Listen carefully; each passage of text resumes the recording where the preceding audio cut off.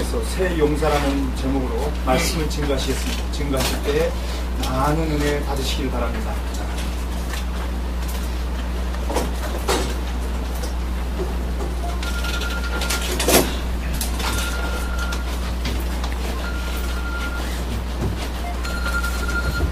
기도 올리겠습니다. 아버지 하나님, 한 달 동안 이 땅에 질병도 있었고 가뭄도 있었고 여러 가지 어려운 일이 있었지만은 하나님께서 우리 동역자들을 이렇게 사랑해 주시고 지켜주신 은혜 감사합니다. 아버지 하나님, 오늘 이 무더위 속에서도 오늘 이렇게 모여 싸우니 아버지 하나님 풍성한 은혜가 저희들에게 넘치는 역사가 있게 하시고 또 강사님을 통해서 주시는 그 말씀을 통해서 새로운 힘을 얻고 또 하나님 앞에 바로 설 수 있는 그런 좋은 계기가 되게 하여 주시옵시고, 하나님 또한 간절히 소원하기는 우리의 기도 제목이 응답되어서 이 나라의 민족이 다 복음화되는 그런 놀라우신 은혜가 있게 하여 주시옵시고, 아멘. 오늘 모든 시간을 주님이 주관해 주시고 오늘 나오지 못한 많은 동역자들 위해도 하나님 놀라우신 은혜가 넘쳐날 수 있도록 역사하여 주시옵소서. 아멘. 예수님의 이름으로 기도드리옵나이다. 아멘. 우리는 하나님의 용사들입니다. 아멘. 이 용사들인데 이 용사는 원래 자기 삶이 없습니다. 이건 군대 용어입니다. 군대 용어인데 오직 하나님께 우리가 충성해야 돼요. 아멘. 그래서 성경에 보면은 맡은 자들에게 구할 것은 충성이라고 했어요. 저도 군에 이제 입대했다가 제대했습니다. 상관의 명령이 생명입니다. 그래서 우리는 우리 하나님의 말씀을 생명처럼 여겨야 돼요. 그때 우리의 목회에 열매가 있고 그때 우리 목회에 하나님의 놀라우신 은혜가 있게 된다는 것을 여러분들이 꼭 이제 깨달으셔야 됩니다. 우리는 하나님의 용사들입니다. 오늘 여기서 새 용사들이 나옵니다. 오늘 여기서 보니까 32목 중 3사람입니다. 전쟁은 하나님이 하십니다. 이 목회도 하나님이 하셔요. 하나님이 하실 때 그 목회가 기름지고 그 목회가 올바르고 그 목회를 통해서 많은 사람에게 칭송을 받고 또 그 목회를 통해서 이 땅에 주님의 계절이 오게 됩니다. 그래서 우리는 세상과 싸워야 됩니다. 마귀와 싸워야 되고 가장 큰 대적인 내 자신과 싸워야 됩니다. 이런 것과 늘 싸우지 아니하면은 용사가 될 수 없고 온전한 목회를 할 수가 없습니다. 여러분, 그래서 저는 그래요. 이 신앙 자체가 싸움입니다. 늘 싸워야 됩니다. 그러면 하나님께서 승리하게 해주신다. 승리의 기쁨이라는 것은요, 싸워본 사람만이 할 수 있어요. 여기서 보니까 우리에게 물은 무엇입니까? 물은 물론 말씀입니다. 말씀인데 우리에게 물은 뭐냐 하면은 교회가 속히 부흥되는 겁니다. 교회가 속히 부흥되고 재정이 많이 나오고 좋은 일꾼들이 많이 모여들고 이런 데 대한 갈증을 우리가 다 가지고 있어요. 갈증을 가지고 있는데 여러분들은 오늘 여기서 깨달아야 됩니다. 우리의 갈증은 뭐냐 하면은 우리는 말씀대로 목회해야 됩니다.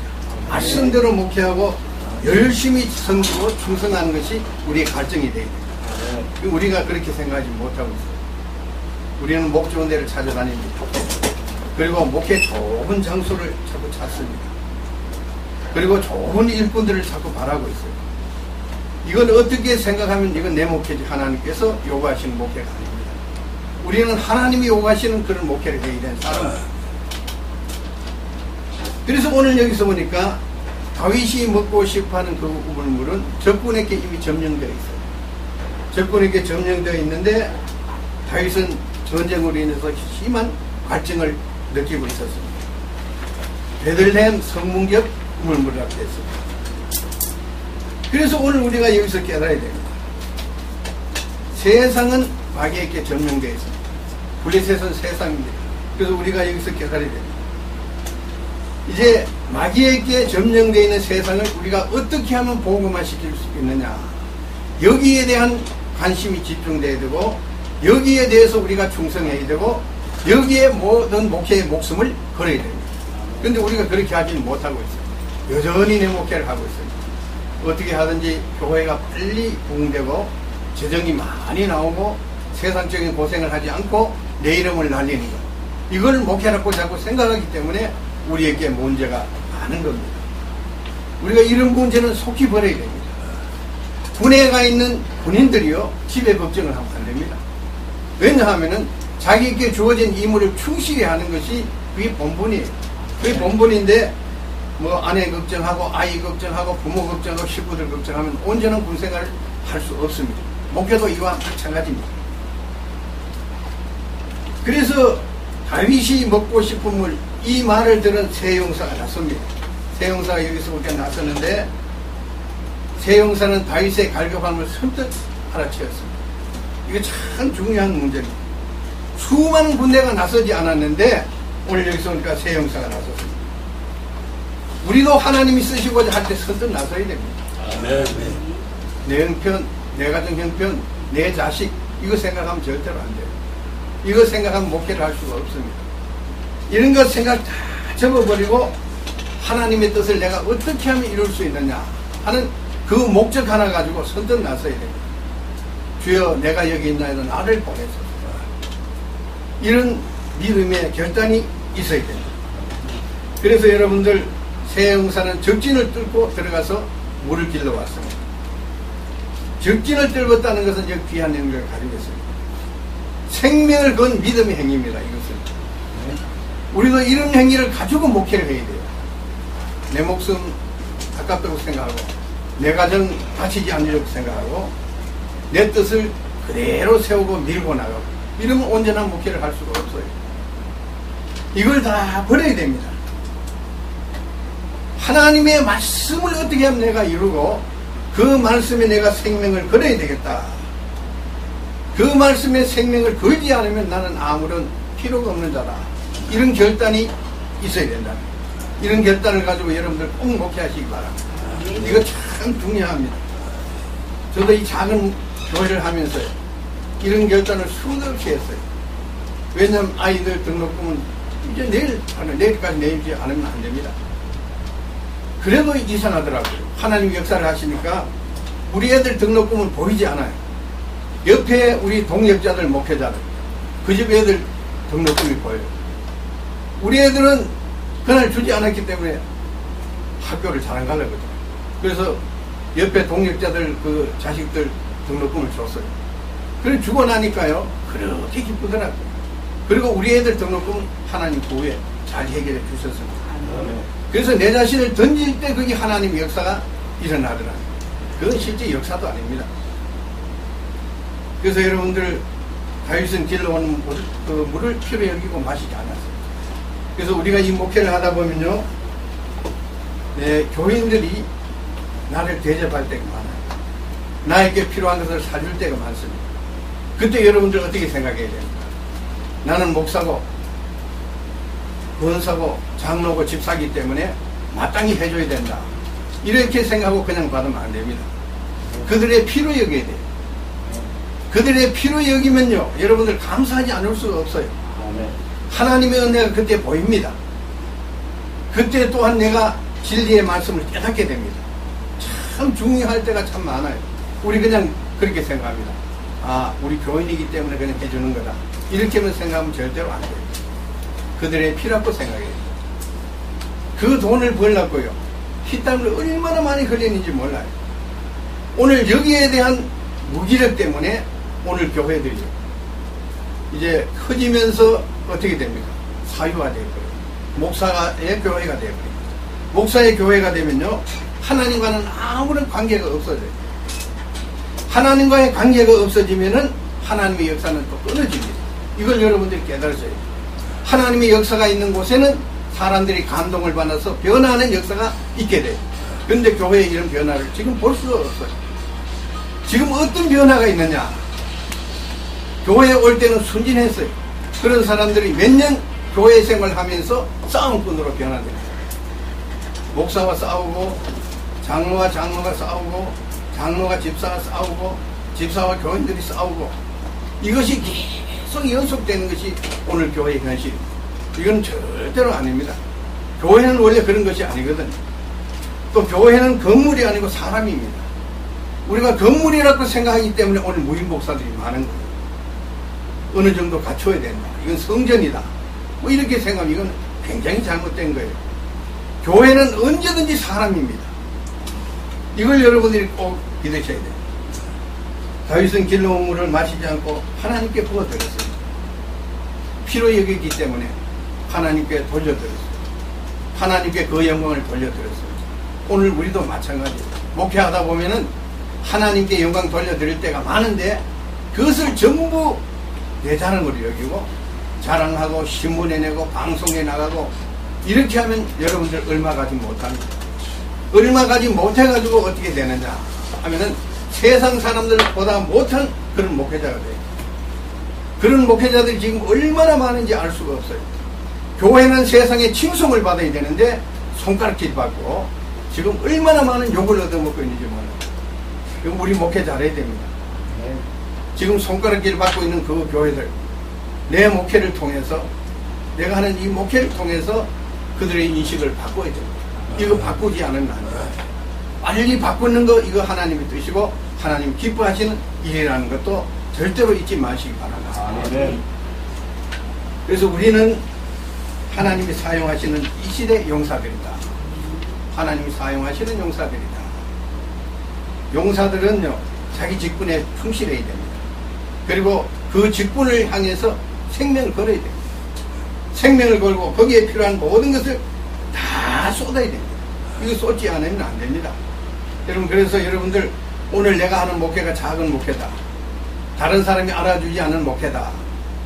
그리고 한 달에 왜 그렇게 빨리 오는지 이제 월세 이것도 한 2달, 3달 밀려가 있다. 나는 이렇게 왜 능력이 없는가 이렇게 생각하면 안 돼요. 월세 밀리는 것도 그것도 뭡니까? 은혜입니다. 그걸 형식으로 한번 생각해 보세요. 여러분들을 무릎 꿇게 합니다. 하나님께서. 여러분들을 하나님의 능력이 임하지 않으면은 목회를 못한다는 것을 깨닫게 해줍니다. 여러분 그래서 저는 그런 생각해요.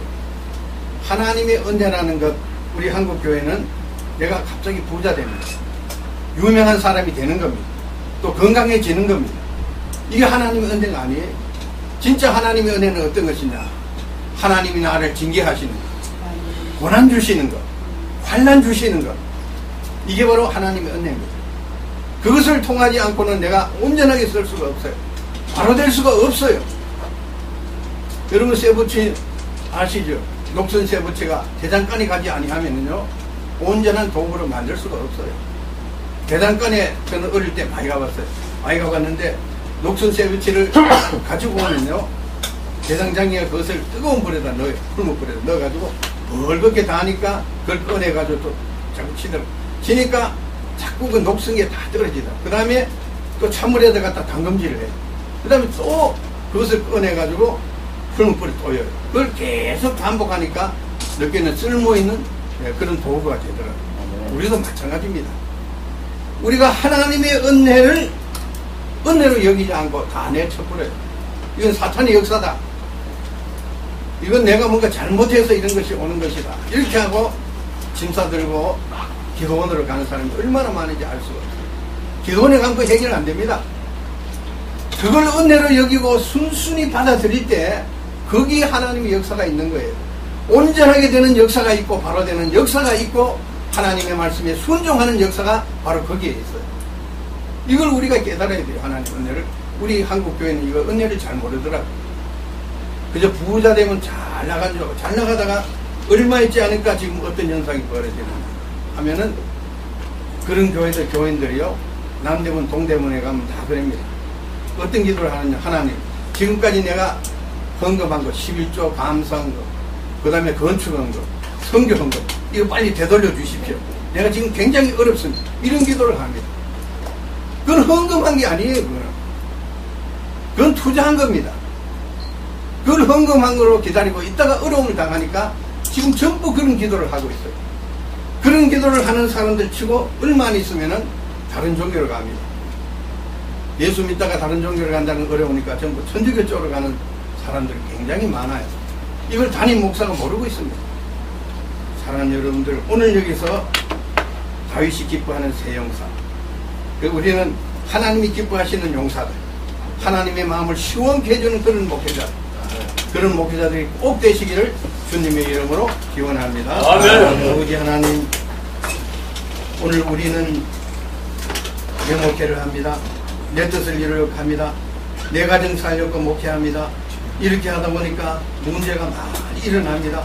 하나님의 영광 가리우게 되고 고소하게 되고 다투고 싸우게 되어서 세상 사람들의 손가락질을 받고 있는 가운데 있사오니 하나님 빨리 이런 것을 종식시켜 주시옵시고 이제는 하나님의 은혜 가운데 목회할 수 있도록 역사해 주시어서 하나님의 영광이 우리 목회에 꼭 나타날 수 있도록 역사하여 주시옵시고 오늘 여기 와서 강의해 주실 변승복 교수님 명강의 할 수 있도록 하나님 은혜를 더해 주시고 우리 모두 은혜 받는 그런 시간 꼭 될 수 있도록 역사하여 주시옵소서. 예수님의 이름으로 기도드리옵나이다. 은혜와 사랑을 진심으로 감사를 드립니다. 작은 목소리를 모아서 하나님 아버지 앞에 올려드린 이 기도가 하나님 상달될 수 있도록 은혜를 베풀어 주시옵소서. 아버지 하나님, 우리의 삶 속에서 날마다 주님을 경험하게 하시고 날마다 주님과 더욱더 친밀한 교제를 나눔으로 하나님 아버지가 누구신지를 알게 하시고 그 하나님을 믿고 따르는 우리가 얼마나 행복한 사람이라는 것을 깨달아 알게 하여 주시어서 세상의 넓은 세상에 나가서 하나님을 증거하기에 부족함이 없는 행복한 우리 모든 목사님들 다 될 수 있도록 축복하여 주옵소서. 선율목회연구원 주님께서 축복하여 주시고 많은 소속된 우리 목사님들 같은 은혜와 사랑과 능력을 베풀어 주옵소서. 오늘 또 이렇게 귀한 말씀 증거하기 위하여 이곳까지 오신 변성범 목사님 크신 은혜를 베풀어 주시고 그가 외칠 때마다 우리에게 예비해 놓으신 하늘의 신령한 복을 마음껏 내려 주실 수 있도록 그의 모든 것을 주장하여 주옵소서. 마칠 때까지 성삼위 하나님께서 함께하여 주실 줄 믿사옵고 예수님의 귀하신 이름으로 감사하며 간절히 기도드리옵나이다. 아멘. 우리 목사님 나오셔서 말씀을 증가하실 텐데 오늘 너무 날씨가 덥고 메르스 때문에 많은 목사님들 나오지 못했습니다. 그럼에도 불구하고 이 자리에 이렇게 찾아와 주신 모든 목사님들에게 하나님의 위로와 하나님의 크신 축복이 함께하여 주실 줄로 믿습니다. 우리 목사님 나오실 때에 우리 할렐루야로 외치셔도 됩니다. 오늘은 박수를 치셔도 됩니다. 나오시죠. 할렐루야. 할렐루야.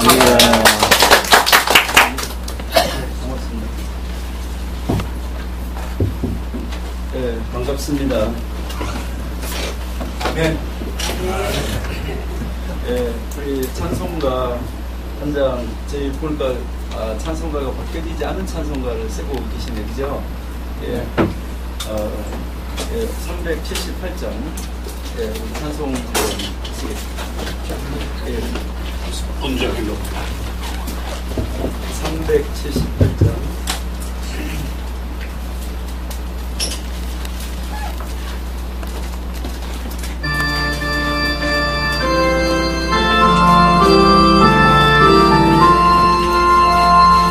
이전에 주님을 내가 몰라 영광의 주님을 비난했다. 지금은 그는 내게 넘쳐 날 불러주시니 또 나와라.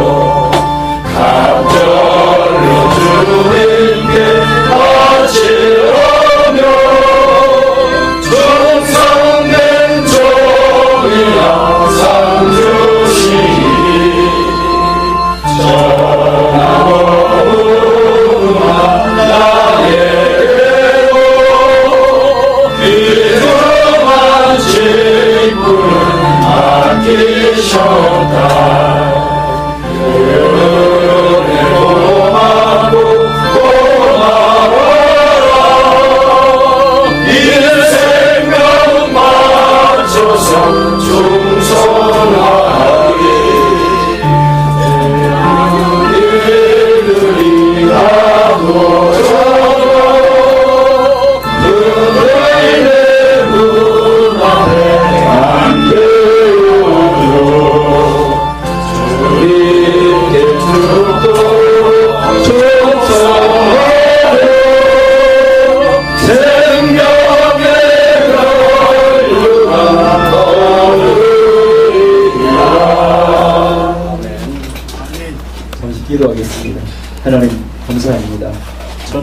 무능한 우리들이라고 저희들이 고백하고 있습니다. 하지만 하나님께서 귀중한 직분 맡겨주셨습니다. 하나님이 주신 그 직분 잘 감당하기 위해서 기도하고 애쓰고 노력하며 하나님 앞에 매어 달렸습니다. 아버지 하나님이 여기까지 오게 해주신 은혜 감사합니다.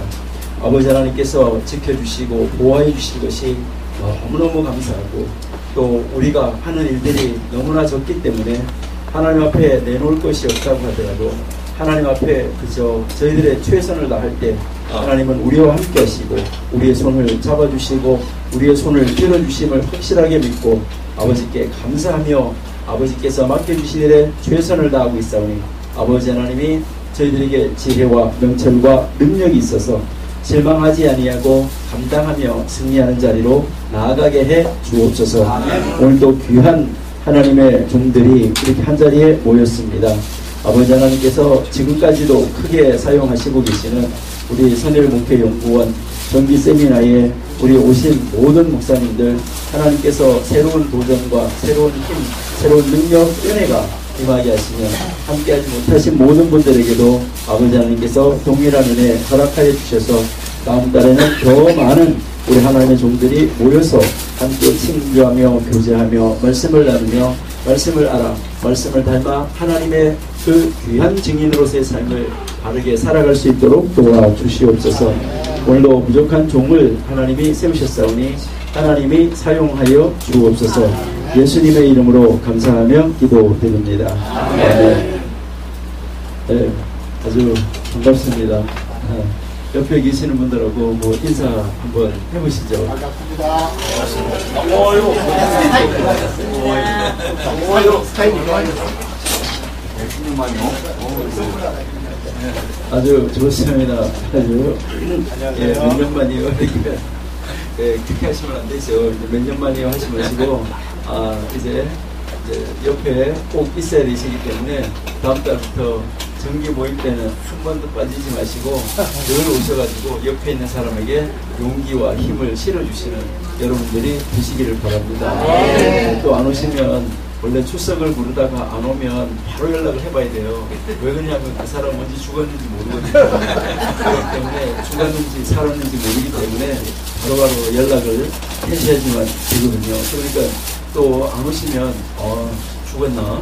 이렇게 하고 또 다른 사람으로 하여금 걱정을 끼쳐드릴 수가 있으니까 그렇게 걱정이 안 되도록 여러분들이 좋은 이웃으로 또 옆에 있는 사람에게 생명을 주고 힘을 주는 그러한 사람들로 세움을 받을 수 있는 능력 있는 목회자로 설 수 있기를 바랍니다.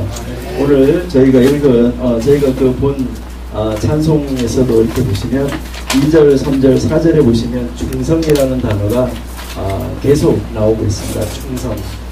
충성이라고 나오는데요. 우리 목사님들은 지금 다 충성하시고 계시죠? 다 충성하시고 계시는데 이 충성이라는 말이 무슨 말일까 하는 것이죠. 그러니까 2절, 3절, 4절에 계속 충성 이렇게 단어가 나오고 있어요. 근데 사실은요, 구약 성경에 나오는 이 충성이라는 단어와 헌신이라는 단어가 같은 단어입니다. 그러니까 충성이라는 말과 헌신이라는 단어가 같은 단어라는 것이죠. 그럼 왜 충성이라는 말과 헌신이라는 말이 같은 말일까 하는 것을 우리가 한번 생각해 볼 수 있는데요. 여기서요, 충성하면 우리는 뭐 군대 가서 인사할 때 하는 게 충성하는 건 줄로 이렇게 착각할 때도 많이 있어요.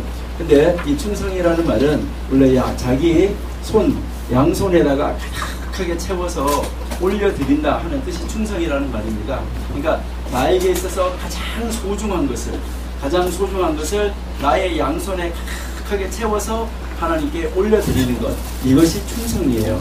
그러니까 우리는요, 한 손만 올려드리면 안 되고 나에게 있어서 가장 소중한 것을 양손을 채워서 올려드려야 된다. 이것이 이제 충성이라는 말인데요. 그러면 우리는 이 충성, 헌신이라고 말할 때, 그러면 헌신이라는 의미는 또한 어떤 의미를 가지고 있을까라고 이야기를 하는데요. 우리는 충성한다, 헌신한다 할 때 여러분들이 어디에 충성을 하기 위해서, 우리가 어디에 헌신을 하기 위해서 우리는 어떻게 해야 될까 하는 것이 이제 중요한 것이죠. 나는 목회 헌신하겠다. 목회 헌신하겠다고 그러면서 신학교 안 가면 될까요? 아니 나는 목회 헌신하겠다고 하면서 신학교도 안 가고 목회 헌신할 수 있을까 하는 것이죠. 나는 앞으로 천문학에 헌신할 거다. 아니 천문학 공부 안 하고 천문학에 헌신할 수 있을까 라는 것이죠. 나는 앞으로 농업 후계자가 돼가지고 농사를 짓는 사람이 되겠다. 그러면 농사를 짓는데도 공부하지 않고는 안 된다는 것이죠. 그러니까 여기서 우리가 충성을 하다, 헌신한다 할 때 가장 중요한 것은 뭐냐면 충성과 헌신을 하기 위해서 제일 중요한 것이 무엇일까 할 때 제일 중요한 것은 연구하는 것입니다. 그러니까 연구가 없이 충성한다, 연구가 없이 헌신한다, 이것은 완전히 거짓말이다 하는 것이죠. 그러니까 우리가요, 오늘 아까 이렇게 특송하신 우리 귀한 목사님 보시니까요, 그 공부를 얼마나 많이 하셨겠어요. 그리고 얼마나 많이 연습을 하셨겠어요. 그러니까 계속해서 연습하시고 계속해서 공부하시고 그렇게 하셔가지고 그 찬양으로 하나님 앞에 찬양 사역으로 이런 일에 헌신하실 수가 있다는 것이죠. 아멘. 우리는 연구하지 않고 헌신한다 하는 말은 거짓말입니다. 아멘. 그렇기 때문에 우리가 하나님 말씀을 연구하지 않고 나는 목회 헌신한다, 이것은 완전히 어디 가서 누구한테다 말을 하더라도 저 사람은 사기꾼이야, 이제 이렇게 할 수밖에 없다 하는 것이죠. 그러면 우리는 이제 연구하고 공부하는 것이 이제 가장 중요한 것이고요. 그 다음에 중요한 게 뭐냐면, 왜 아까도 이렇게 우리 목사님 말씀하신 데 보니까 교회가 많은 사람들로부터 손가락질을 당하고 있다라고 이야기하는데, 왜 교회가 손가락질을 당할까 하는 것이죠. 사람들한테 교회가 손가락질을 당하는 것은요, 연구했어요. 연구하면 그 다음에 뭐 하냐면요, 이 연구한 말씀에 대해서 여기 뭐가 있어야 되냐면 동의하는 것이죠. 동의. 우리는 이제 교회에서 설교를 들을 때 아멘 하는 것이죠. 아멘. 그러니까 동의를 하는 것인데, 그러면 연구했으면 공부해가지고 찾아냈어요. 그렇구나. 노래는 이렇게 해야 되는구나. 이렇게 해야 되는구나. 발성은 이렇게 해야 되는구나. 이건 이렇게 해야 되는구나. 이것을 이제 알았다 이 말이죠. 알았는데 뭐냐면요, 그건 그거고 난 내 멋대로 하는 거야, 이렇게 되면 안 된다는 것이죠. 그러니까 거기에 내가 연구한 것에 무엇이 있어야 되냐면 동의해야지 돼요. 그러니까 동의를 해야 되는 건데, 주일날 또 뭐 수요일날 금요일날 새벽기도 때 와서 설교를 들을 때는요, 하나님 말씀을 이제 깨달아요. 깨달아가지고요, 아멘 하고 동의는 했어요. 동의는 했는데요, 밖에 나가서 교회 문 딱 나갈 때부터는요, 아멘이 아니라 그때부터는 노멘이에요. 그러니까 딱 나가면서부터는 이 성도들이 그냥 노멘하고 그냥 들은 거는 어디로 갔는지 몰라요. 그러니까 이건 완전히 깔때기 신자들이래 가지고요. 여러분, 깔때기가 뭔지 아시죠? 깔때기는요, 이렇게 위에는 이렇게 넓어요. 그래가지고 병 같은 데 이렇게 넣는데 밑에는 좁거든요. 그래가지고요, 거기다 이렇게 따르면은요, 깔때기는요, 붙어 있는 게 하나도 없어요. 그래가지고 교회 와서 예배를 드릴 때는요, 아멘 하는데요, 요쪽 귀로 들어와요. 깔때기가 이렇게 돼 있어가지고요. 근데 여기 요쪽 귀로 또 다 나가버려요. 그러니까 문 열고 나갈 때는요, 이 머리통에 남아있는 게 하나도 없어요, 몸속에. 그래가지고 다 흘려보내고 나가서, 깔때기처럼 다 흘려보내고 나가가지고요, 남아있는 게 하나도 없어가지고 교회 문 딱 나가가지고 살 때는 지 멋대로 살아버리는 거예요. 그러니까 이게 얼마나 심각하냐 하는 것이죠. 그러다가 보니까요, 교회는요, 그냥 다니는 거예요, 교회는. 그러니까 이게 바로 마당만 밟고 다니는 것이죠. 그러니까 마당만 밟고 다니는 사람들, 이 아멘 했다 이래가지고 이게 충성할 수 있느냐, 이게 아니라는 거예요. 그러니까 여기에 이제 제일 먼저 연구하고 그 다음에 동의했어요. 동의했으면 그 다음에 무엇이 있어야 되냐면 따라감이 있어야지 돼요. 따라감. 그러니까 이게 따라가는 것, 내가 공부하고 연구한 대로 뭐 해야 되냐면 그대로 따라가는 것이 있어야 된다, 이렇게 이야기했는데, 이 따라가는 것을 보고 우리가 뭐를 말하냐면 적용하는 것이다 라고 이야기를 하는 것이죠. 그러면 내가 아멘 했으면 밖에 나가가지고 뭐 해야 되는 거예요? 아멘 한 대로 살아야 되는 것이죠. 그러니까 아멘 한 대로 밖에 나가서 우리 성도들이 주일날 교회에서 아멘 하고 나서요, 나가서 아멘 한 대로 산다고 그러면요, 이 세상 사람들로부터 손가락질 받을 이유가 하나도 없어요. 그 초대교회 사람들처럼 칭송을 받아가지고 날마다 믿는 자의 무리가 더할 수밖에 없는 그런 상태로 나갈 수밖에 없다라는 것을 우리가 한번 볼 수 있다는 것이죠.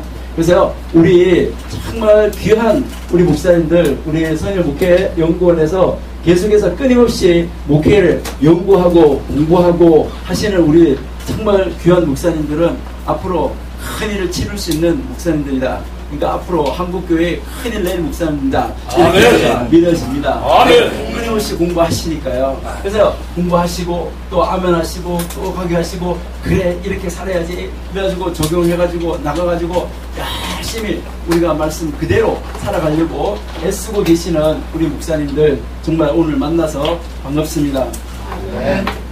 네, 저는 제 이름이 아주 좋은 이름이기 때문에 이름을 소개를 하고 이제 하도록 이렇게 하겠습니다. 뭐 어떻게 하든 제가 이렇게 보니까 여기 식사 시간이 6시라고 적혀 있더라고요.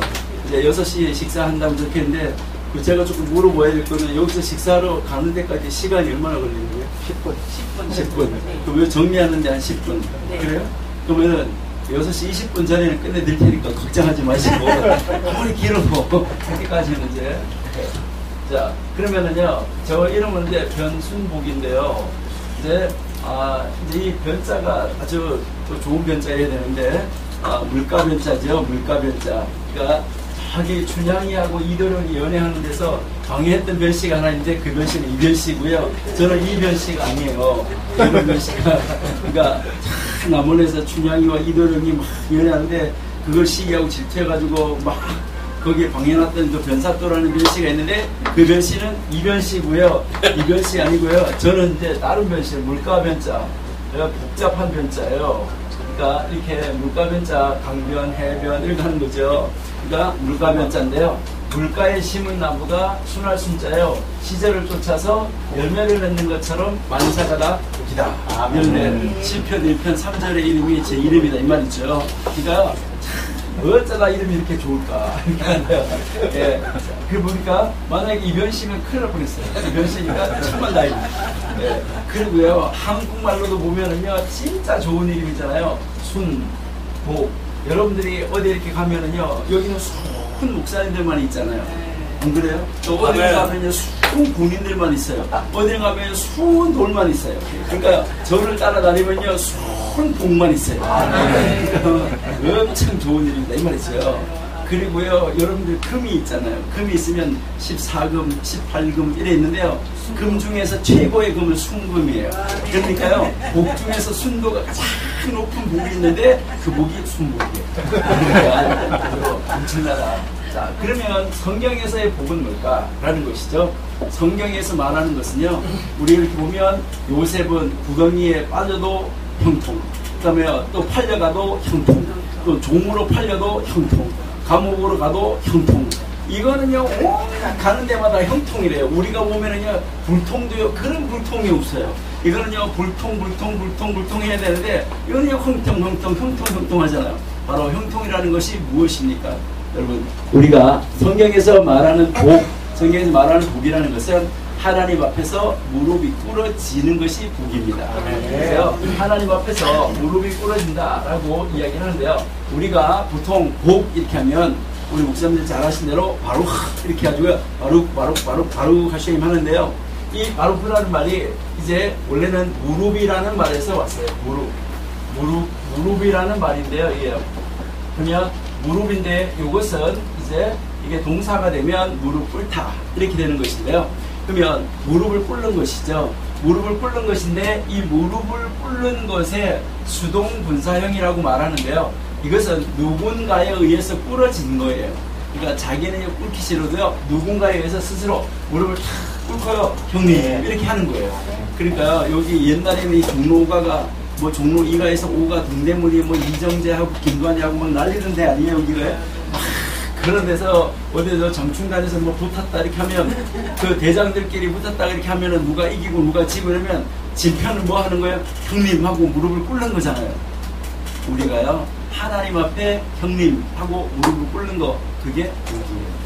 그러니까요 뭐 다른 거 내가 이빨이 튼튼하다 뭐 하다 이게 복이 아니고 하나님 앞에 무릎을 팍팍 꿇어지는 거 아이고 하나님 그래요 하고요 하나님 앞에 무릎이 착착 꿇어지는 거 이것이 복이다 라는 것이죠. 그러니까 우리는 하나님 말하는 복이 이 세상 사람들이 말하는 복이 아니라는 것이죠.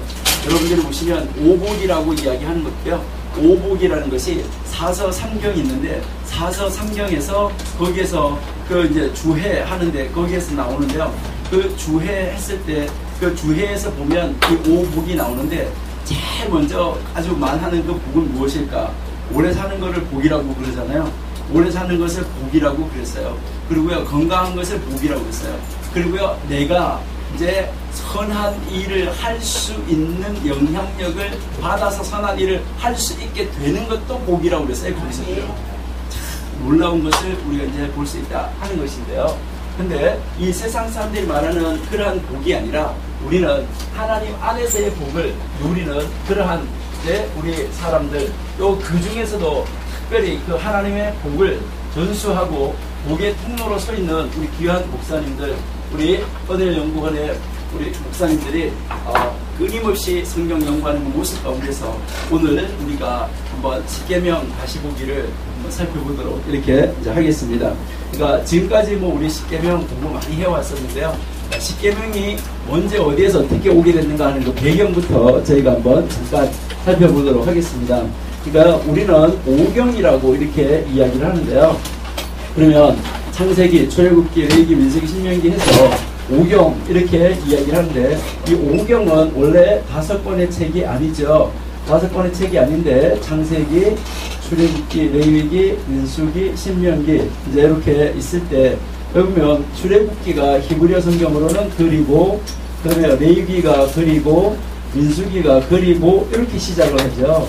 그러니까 이것은 분리된 책이 아니라는 것을 알 수 있어요. 그런데 우리는 설상가상으로 이게 그리고라는 말로 시작하지 않았다고 하더라도, 그리고라는 말로 시작하지 않았어도 이것은 한 권입니다. 오경은 원래 한 권인데, 이 오경의 한 권의 책을 가지고 우리 목사님들이 잘 아신 대로요, 예전에는 파피루스, 이 종이 풀을 가지고 다 연결해 가지고 거기다가 성경을 기록해 놨을 때 잘못 만지면 팍 부서지고, 또 돌판 이런 데다가 새겨놨을 때도 이 오경이 분량이 얼마나 많겠습니까?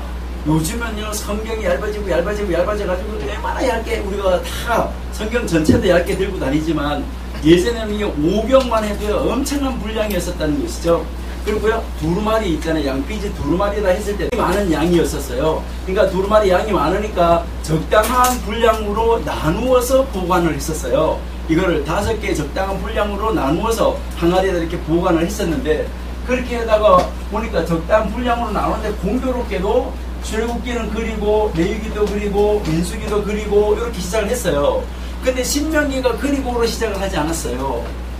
우리요, 목사님들은 참 진짜 잘하신 거예요. 근데 신학자가 안 된 거는 참 잘하시는데, 혹시 여기도 신학자가 되신 분이 있으면 이해를 하시고요. 신학자들은요, 이상한 사람들이 많아요. 왜 신학자는 이상한 사람이 많냐면요, 자기 머리로 모든 것을 해결하려고 그래요. 그러니까 자기 머리로 해결이 안 되는 게 많다는 것을 인정을 잘 안 해요. 자기하고 안 맞으면 내가 틀린 게 아니라 성경이 틀린 거예요. 그러니까 이게 아주 심각하거든요. 그러니까 그것 때문에 지금 한국이 많이 병들어 있다. 한국 교회가 병들어 있다라고 볼 수 있는데요. 여기까지 그리고가 있으니까 오경이 아니라 사경이라는 거예요. 아, 이거 진짜 심각하죠. 그리고요, 여기까지 합쳐가지고 오경이라고 이렇게 이야기를 하고요. 전통적인 건데. 근데요, 또 뭐 하냐면, 창세기에서 아브라함에게 하나님이 약속을 하셨는데, 하나님이 약속하신 것이 신명기에서 뭐 했냐면 성취가 안 되었다는 거예요. 그러니까 이건 미완성의 책이라는 거예요. 이게 오경이 미완성의 책이기 때문에 여호수아를 포함시켜야 된다는 거예요. 그래서 여호수아까지 포함시켜가지고 뭐라고 그래요? 6경 이러는 거예요. 그러니까 우리가 왜 책을 읽다 보면, 신학서를 읽다 보면 4경이라고 했다가 5경이라고 했다가 6경이라고 했다가 이런 게 나오는 이유가 여기서 나온 거거든요. 그러니까 자기의 머리로 계속해서 연구해서 이해를 하는 거죠. 이해가 안 되면, 하나님이 그렇게 해놨으면 왜 그렇게 했을까? 하나님은 뭐 때문에 이렇게 써놨을까? 이거를 생각하면 되는데, 그걸 찾으려고 하는 것이 아니라 하나님의 사상을 뜯어붙이고 바꿔가지고 자기 멋대로 하려고 하고 있는 이런 안타까운 현실을 우리가 볼 수 있다는 것이죠. 너무너무나 놀라운 현실이죠. 그러다 보니까요, 또 어떤 사람 뭐냐면요, 여기까지 사경까지 잘라지고 나서 여기에 신명기적 역사 이렇게 해가지고 신명기적 사관이라 해가지고, 신명기 사관에서 순종하면 복, 불순종하면 저주, 이게 한 사상이 쫙 흘러가는 것이 여호수아, 사사기, 그 다음에 사무엘, 그 다음에 이제 열왕기, 여기까지 가가지고요, 그러니까 5, 6, 7, 8, 9 이래가지고요, 또 뭐라 그래요? 구경 이런 이야기 하잖아요. 아이고, 뭐 권총 이 성경이 권총도 아니고 무슨 4경, 5경, 6경, 9경 이렇게 하고 어떻게 하다가 지금 이렇게 됐냐 이 말이죠. 얼마나 안타깝게 우리는 정말 살아야 되느냐 하는 것, 이것을 우리가 한번 볼 수 있는데요. 제가 하나 이야기 한번 해볼까요? 창세기 32장에 야곱이 야복강가에서 씨름을 했는데 그 주석을 제가 한번 봤는데, 이제 그 설교집을 한번 봤는데요. 아주 유명하신 교수님이 설교집을 쓴 책이에요. 그 설교집을 썼는데 거기에 이제 야곱이 야복강가에서 천사하고 씨름한 내용을 이야기를 하는데, 야곱은 야복강에서 누구하고 씨름했냐 이렇게 이야기했는데 뭐라고 했냐면요, 야곱이 씨름한 사람은 하나님이 아니다 라고 이야기를 하는 거예요. 왜 하나님이 아니냐? 첫째, 왜 하나님이 갑자기 덮쳐들고 싸움을 걸고 덤볐냐는 거예요. 아니 다른 데서는 뭐라고 그래요? 다른 데 같으면 아브라함 이렇게 하는 것처럼 야곱아 이렇게 하면 되지, 왜 갑자기 덮쳤냐는 거예요. 싸움을 담그러 붙었냐는 거죠. 그거 좀 이상하지 않냐? 그러고 나서 또 뭐라고 그러냐면요, 싸움을 이렇게 하는데 씨름하는데 질 것 같다는 거죠. 그러니까 하나님이 무슨 씨름하다가 지냐, 말 되냐, 말 안 된다는 거죠. 그 다음에 또 뭐라고 하냐면요, 야 날이 새려고 하니까 나를 가게 하라. 아니 뭐 씨름하다가 말고 날이 새면 어떻고 뭐 해가 뜨면 어떻고 뭐 뜨면 어떠냐, 왜 그렇게 하냐 이거죠. 이해가 안 된다는 거죠. 날이 새면 가라고 하는 거고요. 그러다가 왜 반칙하냐는 거예요. 하나님이요, 다리를 부러뜨리고 뭐 위골되게 하고 뼈를 치고 이렇게 하고, 무슨 하나님이 반칙하는 하나님이냐, 하나님하고 씨름한 것이 아니다 이렇게 설교하고 전개시켜 나가요. 그러면서 날이 새려고 하는 것은 날이 새면 힘이 없어지는 동양의 흡혈귀, 서양의 드라큘라와 같은 그런 신과 씨름했다. 이거를 야복강을 지키고 있는 강의 정령하고 씨름했다고 설교하고 있는 거예요. 그리고 후대에 가가지고 밑에 가보면은 하나님과 겨루었다 이겼다 그러는데, 이거는 원래 성경에는 없었던 말인데 이제 야곱의 이 족장을 위대한 사람으로 만들기 위해서 후대에 첨가해서 집어넣은 본문이다. 이게 전문적인 이야기이긴 하지만 이렇게 하면서 설교하고 나간다 이 말이에요. 이거요 정말 들으면요 진짜 논리적이에요. 아주 딱 맞아요. 그러니까요, 그 설교를 들은 분들한테 또 어떤 분이 가가지고 야곱이 천사와 씨름했을 이러면은 아이고 무식하기는 목사가 이렇게 이야기할 거 아니겠어요? 얼마나 지금 우리는 악한 시대에 우리 목사님들이 목회하시고 계십니까? 지금 말씀이 바닥에 떨어지는 이런 상태예요. 그러니까 하나님의 말씀이 말씀으로서의 권위가 있는 것이 아니라 하나님의 말씀이 지금 바닥을 치고 있다는 거죠. 그러니까 거기에다가 권위를 이렇게 세우려고 하니까 우리 목사님들이 얼마나 힘드시겠어요. 말씀대로 지금 목회하시려고 하니까요. 자, 그렇게 해서요. 자, 그러면 이렇게 해서 원래 이 전통적으로 성경은 세 부분으로 나눠져 있다라는 것이죠. 구약 성경은요. 구약 성경은 세 부분으로 나눠지는데 여기가요, 제일 앞에가요 5경. 그 다음 이제 두 번째가 무엇으로 나뉘냐면요, 선지서. 그 다음에 세 번째가 성문서. 이렇게 해서 세 부분으로 성경이 나누어져 있다는 것인데요. 그러면 이 5경은 무엇을 말하냐 했을 때 5경은 원리예요. 그러니까 가장 기본적인 원리를 제공해주고 있다는 것이죠. 그러니까 모든 우리 선일 목회자 연구원에도 원리가 있을 거예요. 원리가 있다는 거죠. 그 원리가 바르게 뭐 해야 되냐면, 이 선지자는 무엇을 말하냐면 교육이에요. 교육. 그러니까 원리가 아무리 좋은 원리가 있다고 하더라도 이것이 알려지지 않으면 그거는요 아무 효과가 없어요. 알려지지 않으면 효과가 없다. 그러니까 교육을 해야 되는 거예요. 그 다음에 교육을 했으면, 교육을 한 다음에 뭐 해야 되냐면요, 적용이 있어야 되는 거죠. 적용이 되어지지 않는다고 하면 이것은 말짱먹거라는 것이죠. 그래서 구약 성경이 이제 5경, 선지서, 성문서 이렇게 되어지는 것이요, 원리를 선지자들이 가르쳤어요. 그럼 가르침을 받은 성도들이 삶 속에서 어떻게 살았나 하는 것을 보여주는 것이 성문서예요. 그러니까 이제 원리와 교육과 이 적용을 어떻게 해야지 되는가, 이것을 보여주고 있는 것이 5경이다 라는 것이죠. 자, 그러면 5경에서 이것을 원리로 보여주면서도 여기서 이제 성막을 통해서 우리에게 정확하게 가르쳐주고 있는 것이 바로 무엇입니까? 이렇게 해서 여기에 번제단이 있고, 여기에는요 이제 법궤가 있어요. 이제 법궤가 있는데, 이 법궤가 있는 지성소가 있고요. 이렇게 해가지고요, 여기가 성소고 여기가 지성소, 여기가 이제 뜰이 되겠죠. 그러면 여기에는 하나님, 여기에 이 지성소 안에서 원리가 있어요. 이 원리가 이 제사장들이 들어갈 수 있는 성소에서 가르쳐지면, 이 가르쳐진 대로 여기 밖에 여기 뜰에서는 뭐가 있어야 되냐면 바른 적용이 있어야 된다 이것을 우리에게 정확하게 보여주고 있다라는 것입니다. 그렇기 때문에 이 이방인에 들어 있는 사람이 예수라는 문을 통과해서 예수라는 속죄제물이 우리를 위해서 대속해서 죽으신 그 속죄제물로 말미암아 우리가 씻어지고, 그 씻어진 사람이 손과 발이 더러워졌을 때 묻더기 씻고 다시 문을 통과해서 들어가서 하늘에서 내려온 예수 그리스도의 생명의 산 떡을 먹고 예수 그리스도의 비춤을 받아야 하나님 앞에 나가서 기도할 수 있어요. 그러는데 이 단계를 하나도 거치지 않은 종자들이 하나님 앞에 가가지고 하나님 어째고 기도해봐야 이걸 울리는 꽹과리에 불과하고 소리에 불과한 것이지 절대 하나님의 응답이 없다는 것이죠. 근데 요즘에 기도하는 거 보면 진짜 엉망이라는 것이죠. 그러니까 여기에까지 가지도 않은 사람, 자기가 예수를 믿지 않는 사람, 구원도 안 받은 사람, 번제단에서 하나님이 예수님이 나를 위해서 속죄했다는 것을 믿지도 않는 사람, 물두멍에 말씀의 물로 나를 씻어내지도 않는 사람, 말씀의 떡을 먹지 않고 그리스도의 비춤을 받지 못한 사람, 이런 사람이 가가지고 무슨 기도를 하냐는 것이죠. 앉아가지고 풍물 오는지 모르지만 그 기도는 아무 효과가 없다.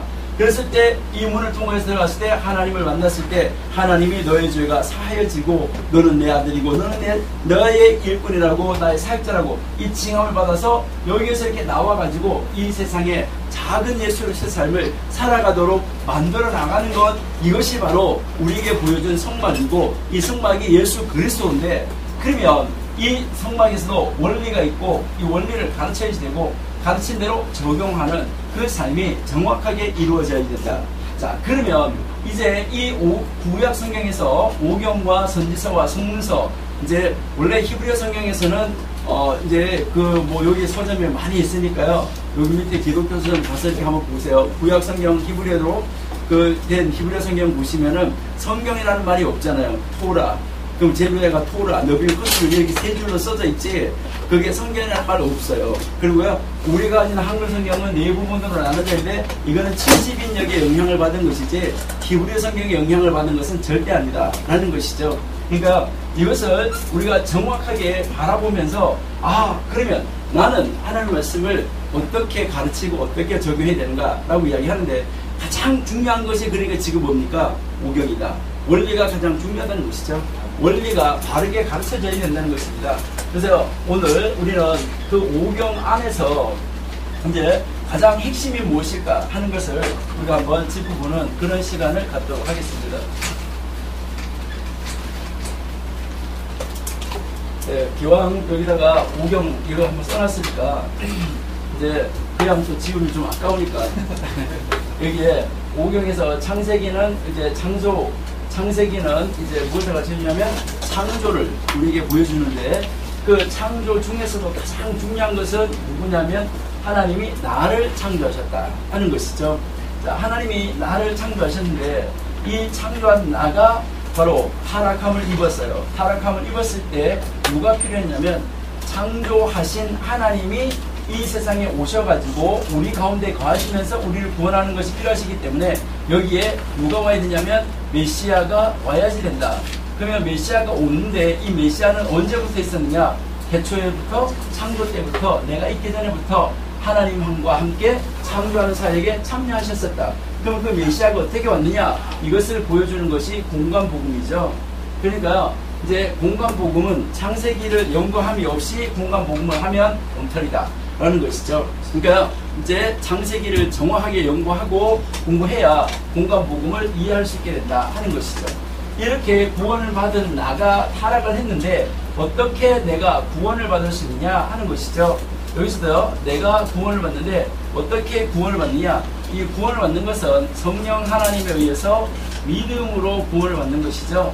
이 성령 하나님에서 믿음으로 구원을 받는 것은 바로 이제 우리가 성령복음이라고 하는 요한복음하고 성령행전이라고 하는 사도행전, 이 사도행전 이것을 통해서 믿음으로 구원을 얻게 된다라는 것을 보여주는 것이죠. 그러면 우리가 출애굽기를 정확하게 이해하지 못하고 요한복음과 사도행전이 이해가 될까? 안 된다라는 것을 우리가 이제 볼 수 있다라는 것이죠. 그러면 구원받은 사람은 뭐 하는 사람이냐? 하나님 앞에 구원을 받고 보니까 나는 무엇을 하는 사람으로 서냐면 제사를 하는 사람이다. 이 제사가 예배가 되겠죠. 그러면 예배하는 사람이다. 그러면 이 예배를 하는데 어디에서 예배해야 되느냐? 교회 안에서, 회당 안에서 예배한다. 그러면 이것은 다시 말하면 우리가 성경에서, 신약성경에서 목회서신이 되겠죠.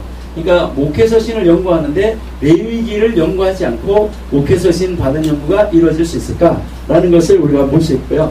자, 그러면 제사는 교회 안에서만, 회당 안에서만 있어진 것이냐, 성막 안에서만 있어진 것이냐? 아니다. 광야에서도 예배하는 삶을 나는 살아야 된다. 그럼 지금도 영적인 가난을 향하여서 가고 있는 우리, 영적인 가난을 향하여서 가고 있는 우리가 광야에서 어떻게 살았냐? 광야에서도 예배하는 삶을 살아야 된다. 이것을 가르치는 것이 바로 히브리서신하고요. 히브리서신하고 공동서신이죠. 그러니까 히브리서신 공동서신을 통해서 우리가 이 광야에서 삶을 어떻게 살아야 되냐 하는 것을 알아야 되는데, 그럼 히브리서신과 공동서신을 연구하면서 민수기 이해가 안 되고 어떻게 이 연구를 바르게 할 수 있을까 하는 것을 우리가 한번 생각해 볼 수 있다 하는 것이죠. 그러면 이제 이 신명기에서 우리가 보면 신명기에서 모세가 바라보는 천국이 있는데요. 그러니까 이제 이 모세가 느보산에서 바라보는 천국이 있는데, 여기 계시록에서 요한이 그 천국에 들어간 것이 아니라 천국 바깥에서 그 천국문을 딱 들여다보니까 그 안에가 황금 유리바다가 쫙 꾸며진 것이 있었다라고 이야기하고 있잖아요. 여러분들 이런 예화 많이 들어보셨죠? 어떤 한 분이 이제 천국을 가는데요, 내일 죽는다는 걸 알았어요. 내일 천국 간다. 이것을 알아가지고요, 하늘에 기도했어요. 아주 열심히 신앙생활 했던 사람인데 열심히 기도했는데 뭐라고 기도했냐면요, 하나님 제가 가방 하나만 가져가게 해주세요. 가방 한 개만 들고 가게 해주세요 라고 기도했는데요, 뭘 가져가려고 그러냐 하니까 하여튼 아직까지 생각은 안 했는데 뭐 가방 하나만 가져가게 해달라고 그러니까 하나님이 그래라 이랬어요. 그래가지고요, 그 다음에 여행 가방 큰 걸 하나를 딱 샀어요. 그러고 나서 거기다가 무엇을 채울까 하고 고민하는 거예요. 돈을 채울까? 그 한국 돈 가져가면 천국 가면 미국과도 안 통하는 한국 돈 천국 가면 통할까? 안 통하겠지. 그거 안 돼. 이래가지고 달러를 가져갈까? 아이고 그것도 그래. 이러다가 나중에 금은 어디 가든지 통하니까 금을 가져가자. 이래가지고 금괴로 가방 하나를 까딱 채워가지고 끙끙거리면서 이제 가져가는데, 죽어가지고 가는데 천국 이민관이 천국 이민관이 물건 조사를 하잖아요. 그걸 딱 써있는데 여기는 어떤 것도 가지고 들어갈 수 없습니다 라고 이야기를 했어요. 그러니까 당신 나라 왕한테 전화해보시오. 내가 어제 허락을 받았습니다 라고 이야기했어요. 그러니까 전화했어요. 그러니까 하나 가져오라 그랬다고 이야기를 했어요. 근데 여기 딱 그렇게 이야기를 하니까 그랬다고 합니다. 그러니까 이 가져가는 사람이 뭐라고 하세요? 뭔지 궁금하지 않아요? 그래서요, 그 사람 보고 이거 뭔지 궁금하지 않냐고, 내가 한 개 줄까요? 그러니까 필요 없다고 그랬어요. 그 사람이요. 필요 없다고, 뭐든지 필요 없다고. 그러니까 아이고 그래도 뭔지 궁금하잖아요. 그러니까 열어서 보여줄까요? 그래서 열어서 보여줬어요. 가방 이제 지퍼를 열어가지고 보여주니까 뭐예요? 금이잖아요. 그러니까 그 이민관이 뭐라고 그랬을까요? 네? 그 이민관이 뭐라고 그랬을 것 같아요?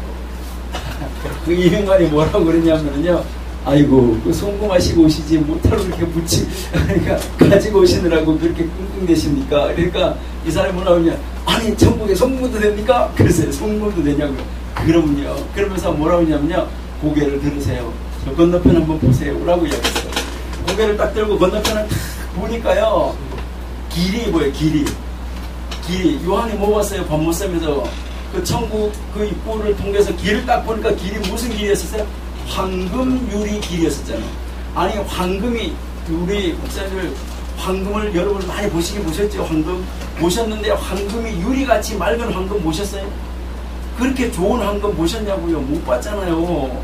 그러니까 당신이 걸어 다닐 그 길도 이런 금 가지고 만들지 않고 이거보다 훨씬 좋은 금 가지고, 당신이 걸어 다니는 길도 그런 금을 가지고 왔는데, 저 쌓여있는 거 보시오. 길바닥에 이렇게 쌓여있는, 산처럼 쌓여있는 거 보니까 자기가 가지고 가는 금보다 훨씬 좋은 게 길바닥에 그냥 쓰레기처럼 쌓여져 있는 거예요. 그걸 보고요, 이 사람이 그냥 기절하고 놀란 거죠. 그러니까 그래서 아니 그럼 송금을 어떻게 하는 거예요? 그러니까 뭐라고 하냐면, 지상에 있을 때 하나님의 교회를 잘 섬기는 게 그게 천국에 송금하는 것입니다 라고 이야기를 했다는 것이죠. 우리는 신앙생활을 하면서도 얼마나 어리석게 신앙생활을 하고 있고, 하나님 말씀의 원리하고는요 전혀 상관없는 이런 신앙생활을 하고 있다는 것이죠. 그래서 우리는 이 원리가, 이 오경이라는 원리가 바르게 가르쳐지는 것이 선지서고, 그러면 그 선지서를 통해서 가르쳐진 것이 적용되어지는 것이 성문서고, 그럼 성문서에서 적용이 되어졌는데 이것이 신약에서 그대로 다시 한번 원리가 적용되어져서 나타나는 것을 우리에게 보여주고 있다. 그러니까 성경은 창세기 1장, 2장이 요한계시록 21장, 22장으로 바로 연결되어지는 그런 과정이다 라는 것을 우리에게 보여주고 있다는 것이죠. 그러니까 성경은 정말 일관성이 있고 통일성이 있다. 그래서 창세기 3장에서 요한계시록 20장까지 가는 데는 바벨론과 예루살렘 이 두 개가 평행선을 그으면서 가다가 나중에는 바벨론이 멸망하고 결국은 이제 예루살렘만 서가지고 위에 있는 예루살렘만 남게 되는 이 모습을 우리에게 보여주고 있다는 것이죠. 그렇기 때문에 성경에서 가장 우리가 핵심이라고 말할 수 있는 정말 정확하게 우리가 이해하고 알아야 되는 부분이 바로 이제 이 원리가 되는 오경이다 라는 것을 우리가 한번 생각해 볼 수가 있겠죠. 그러니까 많은 사람들이 오경 이러면요, 오경은 율법 이렇게 하고요 딱 끝내고 마는데, 오경은 율법이 아니라 바로 하나님이 이 세상에서 어떻게 하나님다움의 삶을 살 수 있는가 라는 원리를 제공해 주는 것이 오경이다 라는 것이죠. 그러니까 그 원리를 모르면 우리는 다른 삶을 살아갈 수도 없다 라는 것인데요. 자, 그러면 오경이 우리가 한 권이라고 이야기했었는데요. 오경. 자, 오경은 우리가 한 권이라고 이야기하면 이 오경이 이제 창세기에서부터요. 네, 창세기 1장 1절에서부터 출애굽기 19장 2절까지, 그 다음 이제요 출애굽기 19장 3절에서요 민수기 10장 10절까지 가고요. 그 다음 민수기 10장 11절에서요 신명기 34장 12절까지 이렇게 해가지고요 이것이 세 부분으로 우리가 나누어진 것을 우리가 이제 볼 수 있다 하는 것인데요. 여기서 왜 이렇게 세 부분으로 나누었을까 하는 것을 우리가 한번 보시면은요, 여기에 출애굽기 19장 3절에서부터 시작해서 민수기 10장 10절까지는 시내산에서 있었던 기간입니다. 그러니까 시내산, 여기가 이제 시내산 체류 기간이에요. 그러니까 여기서 창세기 1장 1절에서부터는 사실 여기까지는 시내산에 와서 하나님과 이스라엘 백성이 언약을 맺기까지 가는 과정이에요. 어떻게 하나님의 사람들이 시내산에 와서 하나님과 언약을 맺게 되는가 하는, 하나님의 백성으로 거듭나고 언약을 맺는가 하는 그 과정으로 가는 것이고요. 그럼 이제 여기 시내산에서 이스라엘 백성하고 하나님하고 이제 결혼 언약처럼 언약을 체결했어요. 언약을 체결한 다음에 10장 11절에서부터 여기까지는 그 이제 결혼 언약을 했기 때문에 하나님과 뭐 하는 거냐면 동행하는 것이죠. 그러니까 결론인 것이죠. 여기서 도대체 하나님 어떤 하나님이고 이스라엘 어떤 사람들인데 시내산에서 하나님과 언약을 맺었는가, 시내산 언약을 맺고 언약을 맺은 다음에 어떻게 동행하는 삶을 살았는가, 이것을 보여주는 것이 바로 원리 오경이다 라는 것입니다. 자, 그러면 우리 목사님들 지금 이렇게 그러니까 날씨가 하도 더워가지고 자꾸 이제 이만기가 들어 올릴 수 없는 것도 있는데, 이만기가 들어 올릴 수 없는 게 뭔지 아세요? 장미란이도 들어 올릴 수 없는 게 있어요. 그게 바로 뭐냐면요, 위에 눈꺼풀이에요. 이 위에 눈꺼풀이요 밑으로 내려오기 시작하면은요, 이건 절대로 못 들어 올려요. 장미란이도 못 들어 올리고요, 절대 이만기도 못 들어 올리는 건데, 이제 눈꺼풀이 자꾸 아래로 내려오니까 이제 우리 여기서 잠깐 한번 이제 우리 한번 농담 한번 하고 가는데요. 자, 3절에서 민수기 10장 10절까지 시내산에서 체류했던 기간이 얼마나 되나요? 시내산에서 체류했던 기간이, 그러니까 시내산에 도착을 해가지고 시내산에서 이제 그 출발하기 바로 전까지 그 기간, 예, 여기에 우리가 출애굽기 19장 1절 2절 읽어보시면은 애굽에서 나와가지고 셋째 달 초하룻날 3월 1일 날이에요. 그러니까 여기가 이제 출애굽 1년, 출애굽한 1년, 그 다음에 출애굽 1년 3월 1일 날, 출애굽 1년 3월 1일 날 시내산에 도착을 해요. 그 다음에 민수기 10장 11절 읽어보시면요, 출애굽 2년 2월 20일 날 여기서 출발해요. 그러니까 민수기 10장 11절 읽어보시면은 출애굽 제2년 2월 20일 날 여기서 떠나요. 그러니까 여기서 머물러 있었던 기간은 11개월 20일이에요. 그러니까 만 1년이 안 된다 이 말이죠.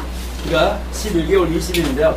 만 1년이 안 되는 바로 이 기간 속에서 있었던 그 사건에 대한 기록이 엄청나게 지금 기록이 되어 있다는 것이죠. 그러니까 그때 거기에서 있었던, 그러니까 19장 3절에서부터 민수기 10장 10절까지 기간, 이 성경이 얼마나 많습니까? 이 많은 분량이 불과 11개월 20일간의 사건을 기록하고 있다는 거예요.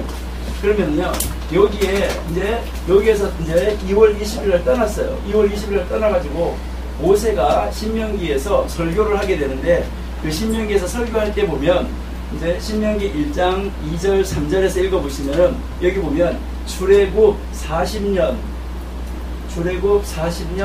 11월 1일 날 모세가 이제 이 신명기 설교를 시작하고 있어요. 그러니까 출애굽 40년 11월 1일 날. 자, 그러면 40년 11월 1일에서 여기서 2년 2월 20일을 빼면은 결국 38년 8개월간, 여기 거리가 38년 8개월간에 있었던 사건은 요만큼밖에 안 돼요. 그러니까 38년 8개월에 있었던 그 기록인데요. 그리고요, 그러면 여기에서부터 여기까지는 기간이 얼마나 될까 하는 것이죠. 예, 여기에서부터 여기까지는 기간이 얼마나 될까 하는 것인데, 하나님이 아담을 만들었을 때를 우리가요 1년이라고 한번 해보세요. 하나님이 아담을 만들었을 때를 1년. 그러니까 하나님이 아담을 만들었을 때 1년이라고 그런다 그러면 아담은 몇 년 며칠 생이냐? 1년 1월 6일 생이다. 이렇게 할 수 있겠죠. 아닌가요? 그러니까 하나님이 아담을 만들었을 때를 1년이라고 그러면 1년. 그리고 아담이 1월 달에. 그리고 그다음에 여섯째 날 만들어졌으니까 아담은 1년 1월 6일생. 그렇게 할 수 있겠죠. 자, 이렇게 1년 이제 이렇게 하면 아담이 몇 살에 죽냐면 930년에 죽어요. 그렇죠? 그리고요, 아담이 130살에 셋을 낳아요. 그렇죠? 그리고요, 셋이 105살에 또 애를 낳아요. 그러면 에노스가 태어난 것은 205년이에요. 무슨 말인지 이해가 되시나요? 예, 이렇게 해가지고 계산을 다 하면 노아가 1056년에 태어나요. 그러니까 창세기 그 5장에 있는 족보를 다 계산을 하면, 그러면 노아가 1056년에 태어났는데 이때 이 아담은 930살을 살고 이래가지고요, 요거를 다 여기 10대까지 계산을 하면 평균 몇 년을 사는지 혹시 생각해 보셨어요? 여기서 제일 조금 사는 사람은 365년 살았어요. 에녹이. 그러니까 365년을 살았는데 이때 살았던 사람들의 평균 연령이 858세인데 이거요 강제로 애우려고 안 해도 돼요. 뭐 하면 되냐면 969살을 살았던 사람이 있거든요. 가장 오래 살았던 사람이 969살이라고 그러는데 969에서 111 빼면 돼. 다 969에서 1 빼고 1 빼고 1 빼면 858. 그러니까 평균 연령이 858세예요. 아니 그러니까요, 아까 뭐 오래 사는 것이 세상의 사람들이 복이라고 그랬는데 이만큼 오래 사는 사람은 진짜 드물어요. 자, 그러면 1056년에 이제 노아가 태어났는데, 그러면 노아는 600살 때 홍수가 났어요. 그럼 600살 때 홍수가 나니까 1656년에 홍수가 나요. 그리고요, 홍수 후 2년에 셈이 아르박삿을 낳아요. 홍수 후 2년에 창세기 11장 10절에 보시면 홍수 후 2년에 이제 아르박삿을 낳는데, 그러니까 1658년에 누가 태어나냐면 아르박삿이 태어나요. 그래가지고 그걸 다 계산하면 아브라함이 1948년에 태어나요. 그러면 아브라함이 1948년에 태어나면 이제 여기에다가 100을 더하면 이제 이삭이 태어나고, 여기다가 60을 더하면 에서와 야곱이 태어나고, 그 다음에 에서와 야곱이, 에서하고 야곱인데 이 야곱이 130살 됐을 때 어디를 가게 되냐면 애굽에 내려가요. 애굽에 내려가고, 그 다음에 야곱이 거기 가서 147년을 더 살다가 여기에 이제 147살에 죽어요. 그렇게 해서 이거 연대를 계산하면 여기서 여기까지는 약 2500년간의 역사예요. 그러면 지금 2500년간의 역사를 간단하게 치부하고 넘어간다 이 말이죠. 성경에서 길게 다루지 않는다는 것이죠. 이것은 무엇 때문이냐 하는 것입니다. 이거는 무엇 때문이냐면 여기에서 창세기 1장 1절에서 출애굽기 19장 1절까지 해서 이것이 중요한 것이 아니라 하나님이 가장 중요하게 여기는 것은 시내산에서 체류하면서 하나님과 이스라엘 백성이 언약을 맺는 것, 이것이 가장 중요하기 때문에 거기까지 가는 과정을 그냥 간단하게 보여주고 있다 하는 것이죠. 그러면 여기에 시내산에서 체류하면서 언약을 맺는데 누구하고 언약을 맺느냐는 거예요. 누구하고 언약을 맺느냐 했을 때 여기에서 하나님하고 이스라엘이 언약을 맺어요. 그러면 하나님하고 이스라엘이 언약을 맺는데요. 여기서 우리가 한번 보시면, 자, 도대체 여기에 이스라엘하고 하나님이 언약을 맺는데, 이 언약을 맺은 언약의 당사자, 이 언약을 맺는 이 언약의 당사자 하나님이 누구냐 하는 것을 알아야 되잖아요. 하나님이 누구냐 하는 거. 그러니까 도대체 하나님은 누굽니까 하는 거, 이것을 알아야 되고요. 그 다음에 이스라엘하고 언약을 맺었다는데 이스라엘은 누구냐, 이것을 알아야 되겠죠. 그러니까 하나님과 이스라엘이 언약을 맺었는데 그 언약을 맺은 언약의 당사자가 누군가, 이것을 가르쳐 주는 것이 서론이에요. 그러니까 이 서론에서는 그 언약의 당사자가 누구냐, 그리고요, 언약의 당사자에서 하나님은 무엇을 하는 분이고 이스라엘은 무엇을 하느냐, 그 다음에 하나님은 언제부터 계셨고 이스라엘은 언제 어떻게 지음을 받았느냐 하는 것이죠. 하나님은 어디에 계셨느냐 하는 것이잖아요.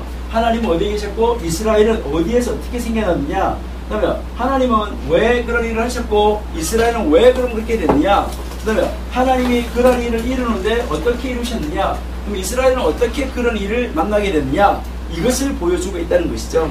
여기서 보시면요, 하나님은 이스라엘을 창조자, 이스라엘은 하나님의 피조물이죠. 누구냐 할 때요, 그러니까 하나님은 무엇을 하셨느냐, 이스라엘을 구원하셨다. 그 다음에 이스라엘은 하나님 뭐 해야 되는 거, 자기의 구원자를 찬양해야 되는 것이죠. 하나님은 시작부터 계셨고 이스라엘은 하나님으로부터 대초에 이제 그 지음을 받는 그 인간의 역사 속에 들어오게 됐다. 그 다음에 하나님은 어디나 계시고 아니 계신 곳이 없다. 이스라엘은 하나님과 동행하며 하나님의 사역을 이루는 그 장소에서 하나님의 사역을 이루어가고 있다. 하나님은 이 이스라엘을 사랑하셔서 선택하셨다. 그럼 사랑받는 이스라엘은 하나님을 왜 찬양하느냐?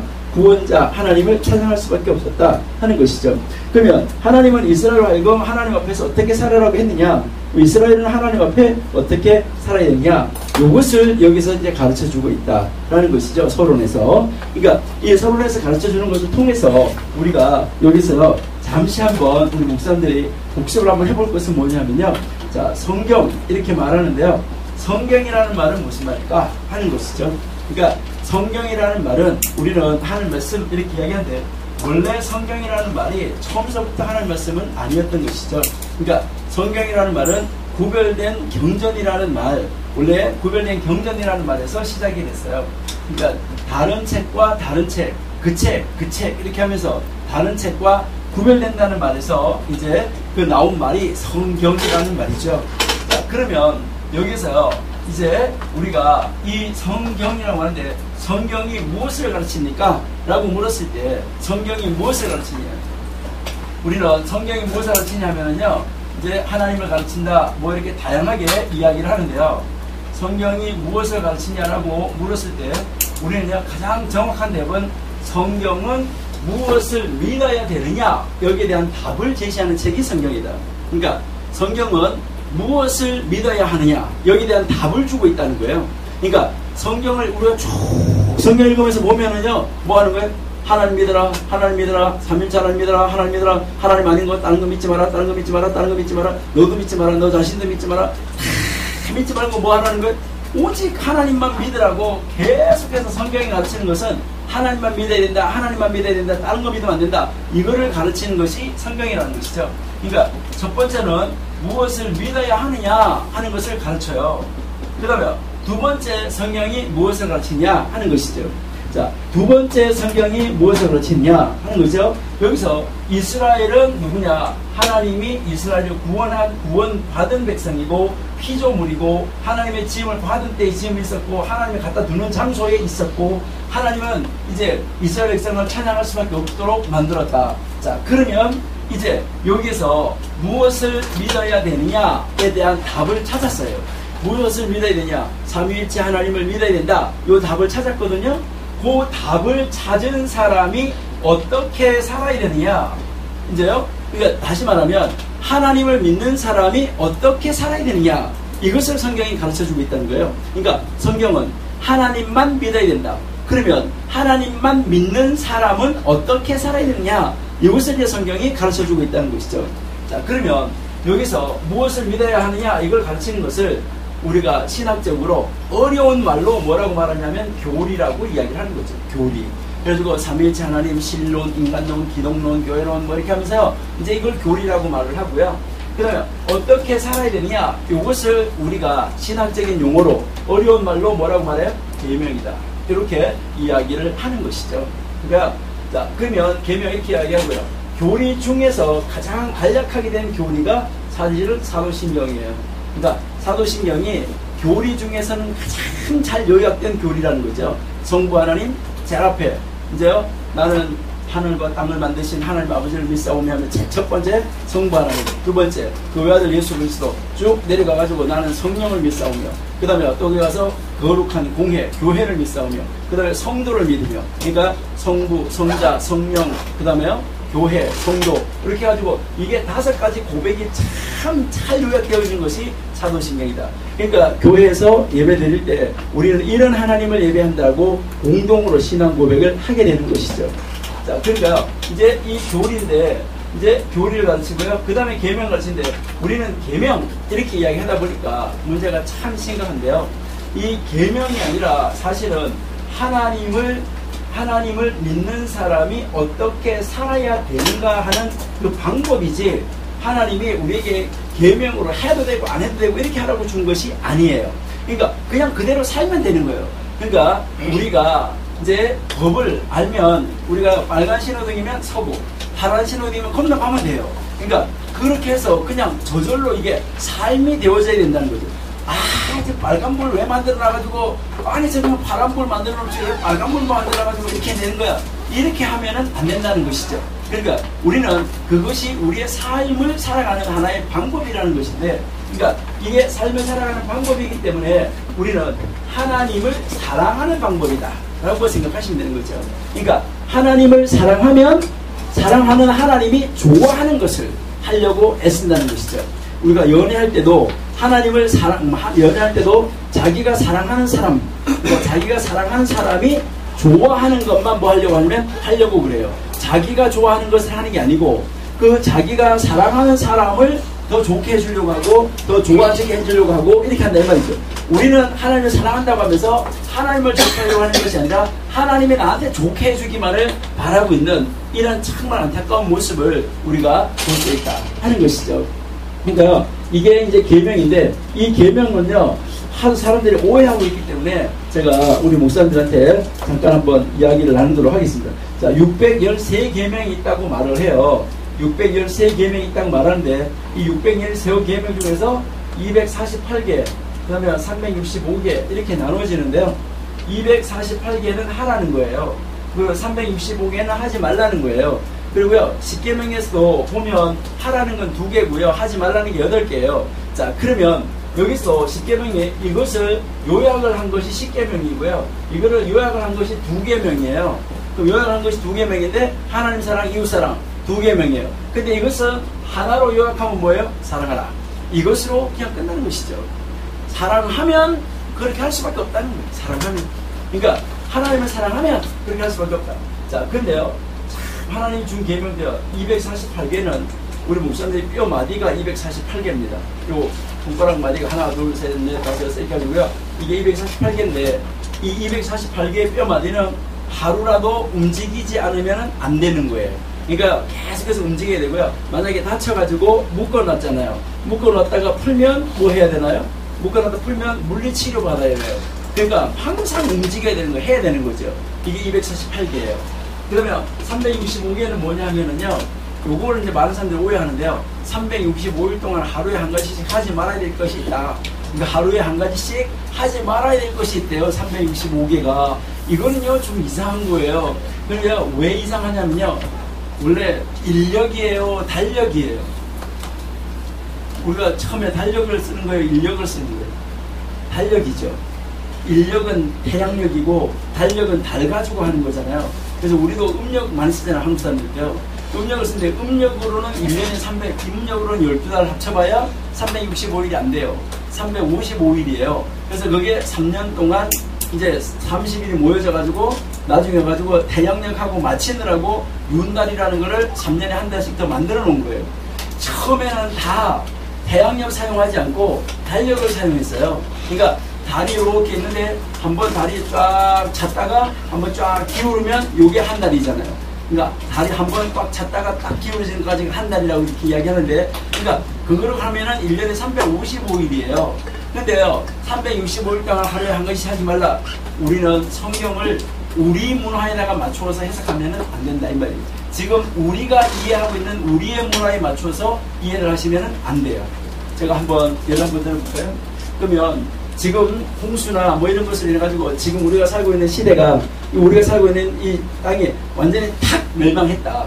다 멸망을 했는데 5천년 후가 됐어요. 5천년이 지난 다음에 사람들이 땅을 막 발굴해가지고, 고고학자들이 발굴해가지고 찾아냈어요.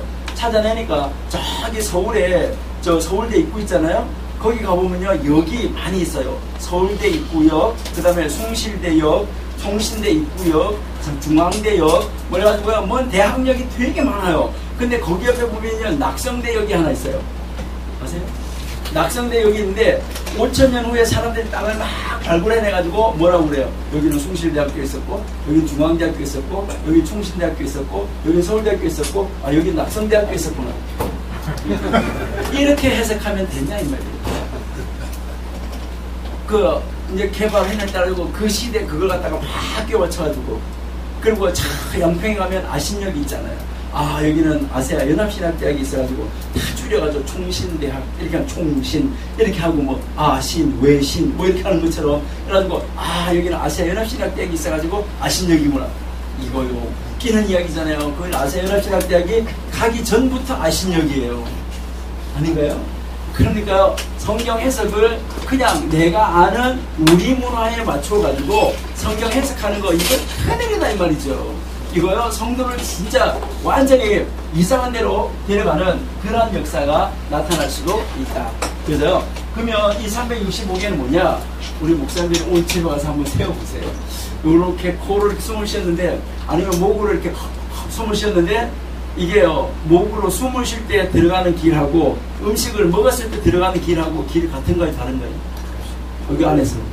그러니까 여기 뭔 하나가 이렇게 있어가지고 먹는 것이 들어오면은 이쪽에 숨길을 탁 막아주고, 숨이 들어오면 이쪽 탁 막아주고, 이래가지고 탁 막아주는데, 우리가요 뭘 잘못 먹어가지고요 숨구멍으로 넘어가려고 그러면 뭐 하는 거예요? 하고 막 난리가 나잖아요. 그러니까 요 안에 길이 있다 이 말이죠. 우리 몸 안에요. 그리고요, 제가 변시인데 미국에 있을 때요, 제가 어떤 교회를 섬기는데 담임 목사님이 변시였었어요. 근데요, 제가 고신 나왔는데 그 목사님 고신 출신인데 그 교회 가서 있는데요, 다른 목사님들이 와가지고 뭐라고 하는지 아세요? 대변 있어? 그래요. 담임 목사님 찾는데 대변이 있네요. 담임 목사님 큰 변이고 작은 변이고. 아, 얼마나 웃긴지 모르는데요. 그러니까 우리 몸 안에 대변길, 소변길 따로 있어요. 그렇죠? 우리 몸 안에 신경길, 핏길 이렇게 있는데 우리 몸 안에 길이 365개의 길이 있습니다. 우리 몸 안에. 그러면 이 365개의 길이 있는데 아주 작은 핏길이라도 하나가 길이 막혔다. 그럼 어떻게 되나요? 이건요, 병원에 빨리 못 가면 어떻게 되는 거죠? 죽어요. 그 빨리 못 가면 다시 내 말이지. 우리가요, 이 콧구멍 한번 막아가지고 좀만 있어봐요. 코에 피가 나가지고 하나로 나가지고 있어도 얼마나 힘들어요. 그러니까 365개에 뭐 하는 거예요? 막히지 않도록 해라. 그러니까 하지 말라는 거가 365개예요. 그러니까 우리 몸의 신체 구조를 가지고 정확하게 하나님이 보여주시고 있다. 그러니까 우리가 이해할 수 있도록. 그래서 성경을 제가 이제 누가 저한테 물어봐요. 성경이 뭐예요? 사람이 이해할 수 있도록 인간의 언어로 기록된 하나님의 말씀이다. 그렇게 이야기해요. 그러니까 성경은 인간이 이해할 수 있도록 인간의 언어로 기록된 하나님의 말씀. 예. 그러니까 우리 인간이 이해할 수 있도록 하나님이 하려고 하다가 보니까 우리가요 다 잘 아는 것을 통해서 하나님이 일하시고 계시잖아요. 예수님이 어떤 데 예를 들 때 보면요, 전혀 알지도 못하는 걸 어느 하나 가져와가지고 이거 봐라 이렇게 하지 않잖아요. 공중나는 새를 봐라, 드레핀 백합화를 봐라, 그런 걸 가지고 우리가 다 이해할 수 있는 것을 가지고 하나님이 이해시켜 나가고 있다라는 것을 볼 수 있다는 것이죠. 이렇게 해가지고 하나님의 계명을, 사랑하는 방법을 가르쳐 주셨는데도 우리는 이걸 못해요. 못하니까 하나님이 뭘 주셨냐면 우리에게 능력을 구하는 길을 열어주셨는데 그 능력을 구하는 길이 바로 뭐예요? 기도지. 그래서 하나님이 기도를 가르쳤잖아요. 그러니까 전도 이렇게 해라, 성경 공부 이렇게 해라는 안 가르쳤지만 기도는 이렇게 하라 라고 예수님이 가르쳐줬다는 것이죠. 그래서 기도를 통해서 우리가 하나님으로부터 이 방법을 얻어내야 된다라는 것을 하는 것이죠. 자, 이렇게 해서 그 성경이 가르쳐 주는 데서 아주 중요한 것이 바로 뭐였으냐면 하나님을 사랑하는 방법이었었는데 여기에 이제 하나님과 이스라엘 백성이 이제 이 시내산에서 언약을 맺는데 여기서 언약을 맺는데 첫 번째 언약을 맺는데 여기서 약속을 하는 것이잖아요. 언약에 약속을 하는데 약속을 하니까 여기에 뭐가 나오냐면 서로가 부부가 됐다. 뭐 언약을 했다면 의무조항이 나오는 것이죠. 이 의무조항이 나오는 것이지 쌍방의 의무조항이 나오는 것이지 이게 어떤 상대방이 한 사람을 못 살게 해보려고 하려고 준 것이 아니라는 거예요. 근데 많은 사람들은 아이고 그럼 십계명을 왜 줘가지고 이랬는데 이게 아니라는 것이요. 당사자 간의 언약이었었어요. 자, 그러면 이제 이 십계명을 주는 것 이것을 우리가 잠깐 조금 이따 한번 보고 그러면 이제 이 십계명을 가지고 서로가 도장을 찍었어요. 결혼을 하고 이제 결혼을 하고 나서 도장을 딱 찍고 나니까 여기서 이제 하나님하고 동행을 하는데 이 동행을 할 때는 어떻게 해야 되냐면 목표가 일치해야 돼요. 같은 목표. 하나님의 목표와 성도의 목표가 같아야 되는 것이죠. 그 다음에 하나님의 방법과 성도의 방법이 같아야 돼요. 그러니까 하나님이 똑같은 목표를 이룬다고 하더라도 그 목표를 이뤄가는데 방법이 같아야 된다는 거죠. 하나님은 지금 구름기둥과 불기둥으로 인도해가지고 있는데 여기서 이제 그 사람들은 정탐꾼을 보내가지고 가가지고 보고 와가지고 지들이 원하는 길로 가려고 하지만 안 되잖아요. 하나님이 원하는 길로 가야 되는 거죠. 그러니까 방법도 일치해야 돼요. 그러니까 목적이 일치, 방법이 일치. 그 다음에 뭐가 맞아야 되냐면 보조가 맞아야 돼요. 하나님이 천천히 가자는데 우리는 급해가지고 빨리 와요 이러고요. 어떨 때는요 피곤해요 힘들어요 천천히 갑시다 이렇게 하면 안 돼요. 그러니까 하나님하고 보조를 맞춰서 가야 됩니다. 하나님 빨리 가자 이러면 빨리 가고 천천히 가자 이러면 천천히 가고 보조를 맞춰야 된다는 거죠. 그 다음에 연합을 이루어야 되겠죠. 연합. 그러니까 내가 하나님 안에 하나님이 내 안에 연합을 이루어서 갈 수 있어야 되는데 이것이 언약이 이루어진 다음이다 하는 거예요. 자, 그러면 이제 우리 출애굽기 20장에서 나오는 십계명 우리 한번 보시도록 하겠습니다. 그래서 이 십계명은 계명이라는 것보다는요 우리 구약 성경에서 한글 성경으로 십계명이라는 단어가 3번 나오는데요. 그 3번 나오는 부분 모두가 다 10마디 말씀이라고 나오는 것이지 계명이라는 말이 아니에요. 그러니까 성경은 분명히 하나님이 사용하시는 그 뜻에 따라서 정확하게 우리가 볼 수 있었는데 계명식 계명이 아니고 계명이라는 단어가 분명히 있음에도 불구하고 하나님은 계명이라는 단어를 안 쓰고 열 말씀이라는 단어를 쓰고 있어요. 그래서 왜요? 10마디 말씀. 그래서 요즘에 헬라어로도 시중에 나와 있는 책 보면 데칼로고라는 말이 있어요. 데칼로고. 그러니까 10 말씀 이렇게 해가지고 나와 있는 것이죠. 그러니까 십계명이라고 안 부르고 계속해서 요즘에는 이제 바르게 부르려고 애쓰고 노력하고 있다 하는 것인데요. 자, 출애굽기 20장 1절 우리 한번 읽어보시겠습니다. 네, 20장 1절입니다. 네, 출애굽기 20장 1절.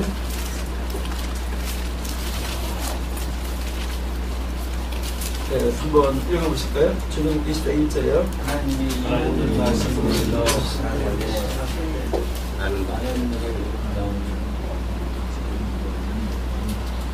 예, 자, 이제 출애굽기 20장 1절에 보시면은 하나님이 이 모든 말씀으로 하나님이 모든 말씀으로 말씀하여 이르시되 이렇게 돼 있잖아요. 근데요, 이 말씀이 원래 있는 그대로 해석을 하면은요, 하나님이 이 모든 말씀들을 말씀하셨다 이르시기를 이렇게 된 거죠. 그러니까요, 이르시기를. 자, 모든 말씀을 말씀하셨다고 했는데 이 모든 말씀들이 바로 뭐냐면 10 말씀들을 이야기하고 있다 이 말이에요. 그러니까 10 말씀들을 이제 이야기하고 있다 하는데, 자, 그러면 그렇게 말씀하셨는데요. 자, 그러면 여기서 우리가 한번 생각해 봐야 될 것은요, 십계명이 20장 2절부터인가요? 아니면 3절부터인가요? 네? 그럼 2절은 뭐예요? 그러니까 여기서 1절에서 하나님이 모든 말씀을 말씀하셨습니다. 이르시되 했으니까 이르시되 하고 나서부터 2절부터 들어간 말씀이 바로 십계명에 들어가는 시작이죠.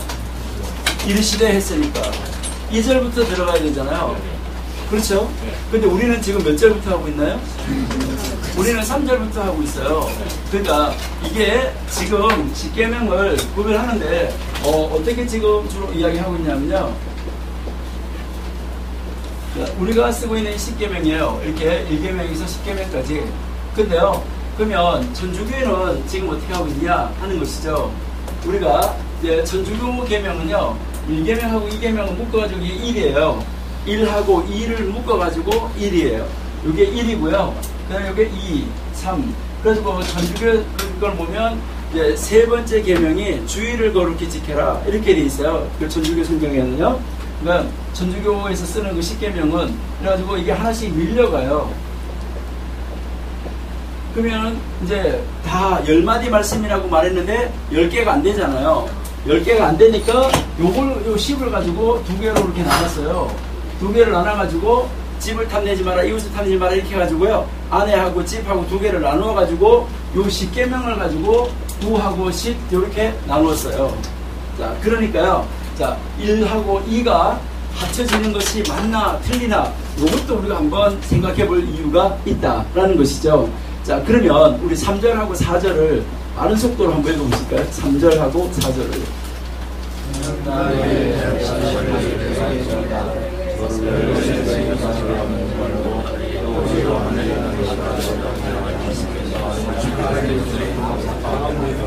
네, 자, 그렇게 보니까 3절하고 4절은 연결이 되는 건가요? 아니면 딸을 잘라야 될까요?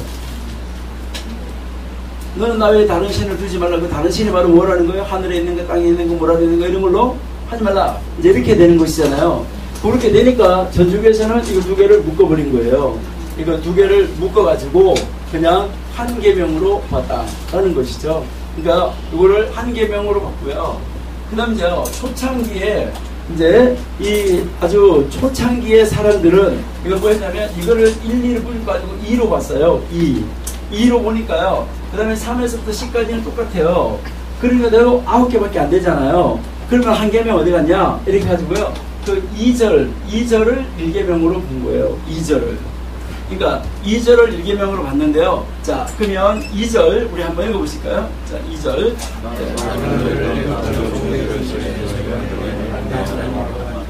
자, 나는 너를 애굽 땅 종되었던 집에서 인도하여 낸 너의 하나님 여호와다 라고 여기서 이야기하고 있는데요. 이거는 계명 같은가요? 그러니까 아니 우리가 이렇게 느낄 때 계명처럼 보여지나요? 아니요. 안 보여지죠. 자, 대한민국 헌법인데요. 헌법 제1조 뭐죠? 대한민국은 민주공화국이다. 무슨 법조문 같은가요? 이건 선언이죠. 대한민국이라는 나라는 민주국가고 공화정치를 하는 나라다 라고 선언을 주는 거예요. 그러니까 여기서 출애굽기 20장 2절에서 바로 무슨 선언을 주는 거예요? 나는 너를 이집트 땅에서부터 종들의 집으로부터 뭐 했다는 거죠? 건져낸 너희 하나님 여호와야. 그리고 너는 나로부터 구원을 받은 자야. 이것을 지금 뭐 하고 있는 거죠? 대전제로 전제하고 있는 거예요. 그러니까 전제하고 있으니까 계명같이 느껴지지 않으니까 계명이라는 말에서 빼버렸던 것이죠. 그러나 사실은 이것이 들어가는 것이 우리가 모든 면에서 볼 때는 맞다. 그러니까 대전제로 들어가는 것이 이제 맞다라고 우리가 볼 수 있다는 것이죠. 그러니까 이르시기를 한 것이 이제 2절부터가 이르시기를 한 그 내용이기 때문에 이제 그렇게 볼 수 있다 하는 것이죠. 자, 그러면 여기서 이제 우리가 20장 2절을 읽으실 때 참 조심하셔야 되는데요. 자, 20장 2절을 우리 다시 한번 한번 꼼꼼하게 한번 읽어보시고요. 제가 한번 우리 목사님한테 질문할 테니까 한번 대답을 한번 해보세요. 자, 나는 너를 애굽 땅 종되었던 집에서 인도하여 낸 내 하나님 여호와라. 자, 여기에서요 이제 여러분들이 잘 아시는 그 맹자를 그 논어 맹자 이거를 그 공영방송 있잖아요. 공영방송에서 가르쳤던 분이 있었어요. 아주 참 굉장하신 선생님이에요. 또 굉장한 선생님인데 정말 실력이 있으신 분이세요. 그 도울 김용욱 선생님이라고 그분이 있었는데 그분이 이 성경 구절을 근거를 들어가지고 뭐라고 말씀하시냐면 여호와 하나님은 다신론주의자다. 근데 다윗 시대에 와서 비로소 유일신론이 확립됐다. 이렇게 이야기하셨어요. 그러면서 성경 근거 구절을 이 구절을 댔어요. 이 2절하고 3절을요. 우선 어떠세요? 다신론주의자라고 하는 그 구절을 이 구절을 근거로 들었다고요. 그때 그 방송에서 나올 때 그때 제가 미국에 있을 텐데요. 그 방송에서 나올 때 그렇게 그 이야기를 했거든요. 왜 그렇게 이야기했냐면 그분이 설명하는 거 보면 나는 너를 애굽 땅 종되었던 집에서 인도하여 낸 너의 엘로힘 여호와다 이랬거든요. 이 하나님이 엘로힘이에요. 너의 엘로힘 여호와다. 이제 1절에서도 뭐라고 말하냐면 이제요 하나님이 이 모든 말씀을 할 때 엘로힘이 이 모든 말씀을 말씀하셨다 할 때도 엘로힘이거든요.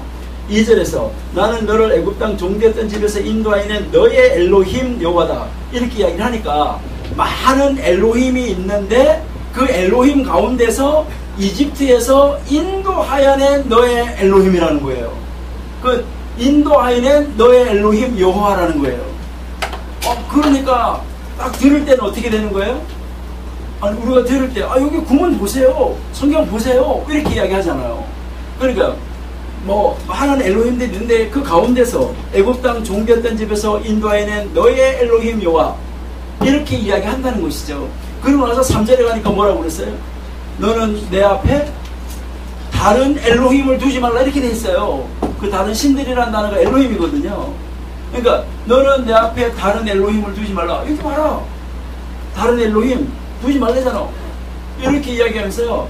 그 엘로힘을 애굽 땅 종됐던 집에서 인도하는 엘로힘 여호와고 그 다른 엘로힘은 나한테도 두지 마. 이렇게 이야기하고 있지 않냐. 그러니까 이 다신론주의자다 라고 그분이 이야기하셨다 이 말이죠. 어떻게 이해가 되세요? 그분이 하신 말씀 어때요? 아니 논리적으로 그분이 하신 말씀 네? 이거요 정말 심각하잖아요. 그렇게 되면 뭐 다윗 시대에 와서 비로소 뭐 이렇게 됐다 이거 정말 우리가 어떻게 그렇게 한다 그러면 문제 정말 심각한 문제죠. 근데요 여기서 이게 이 출애굽기 20장 2절이 해석이 잘못돼서 그런 거예요.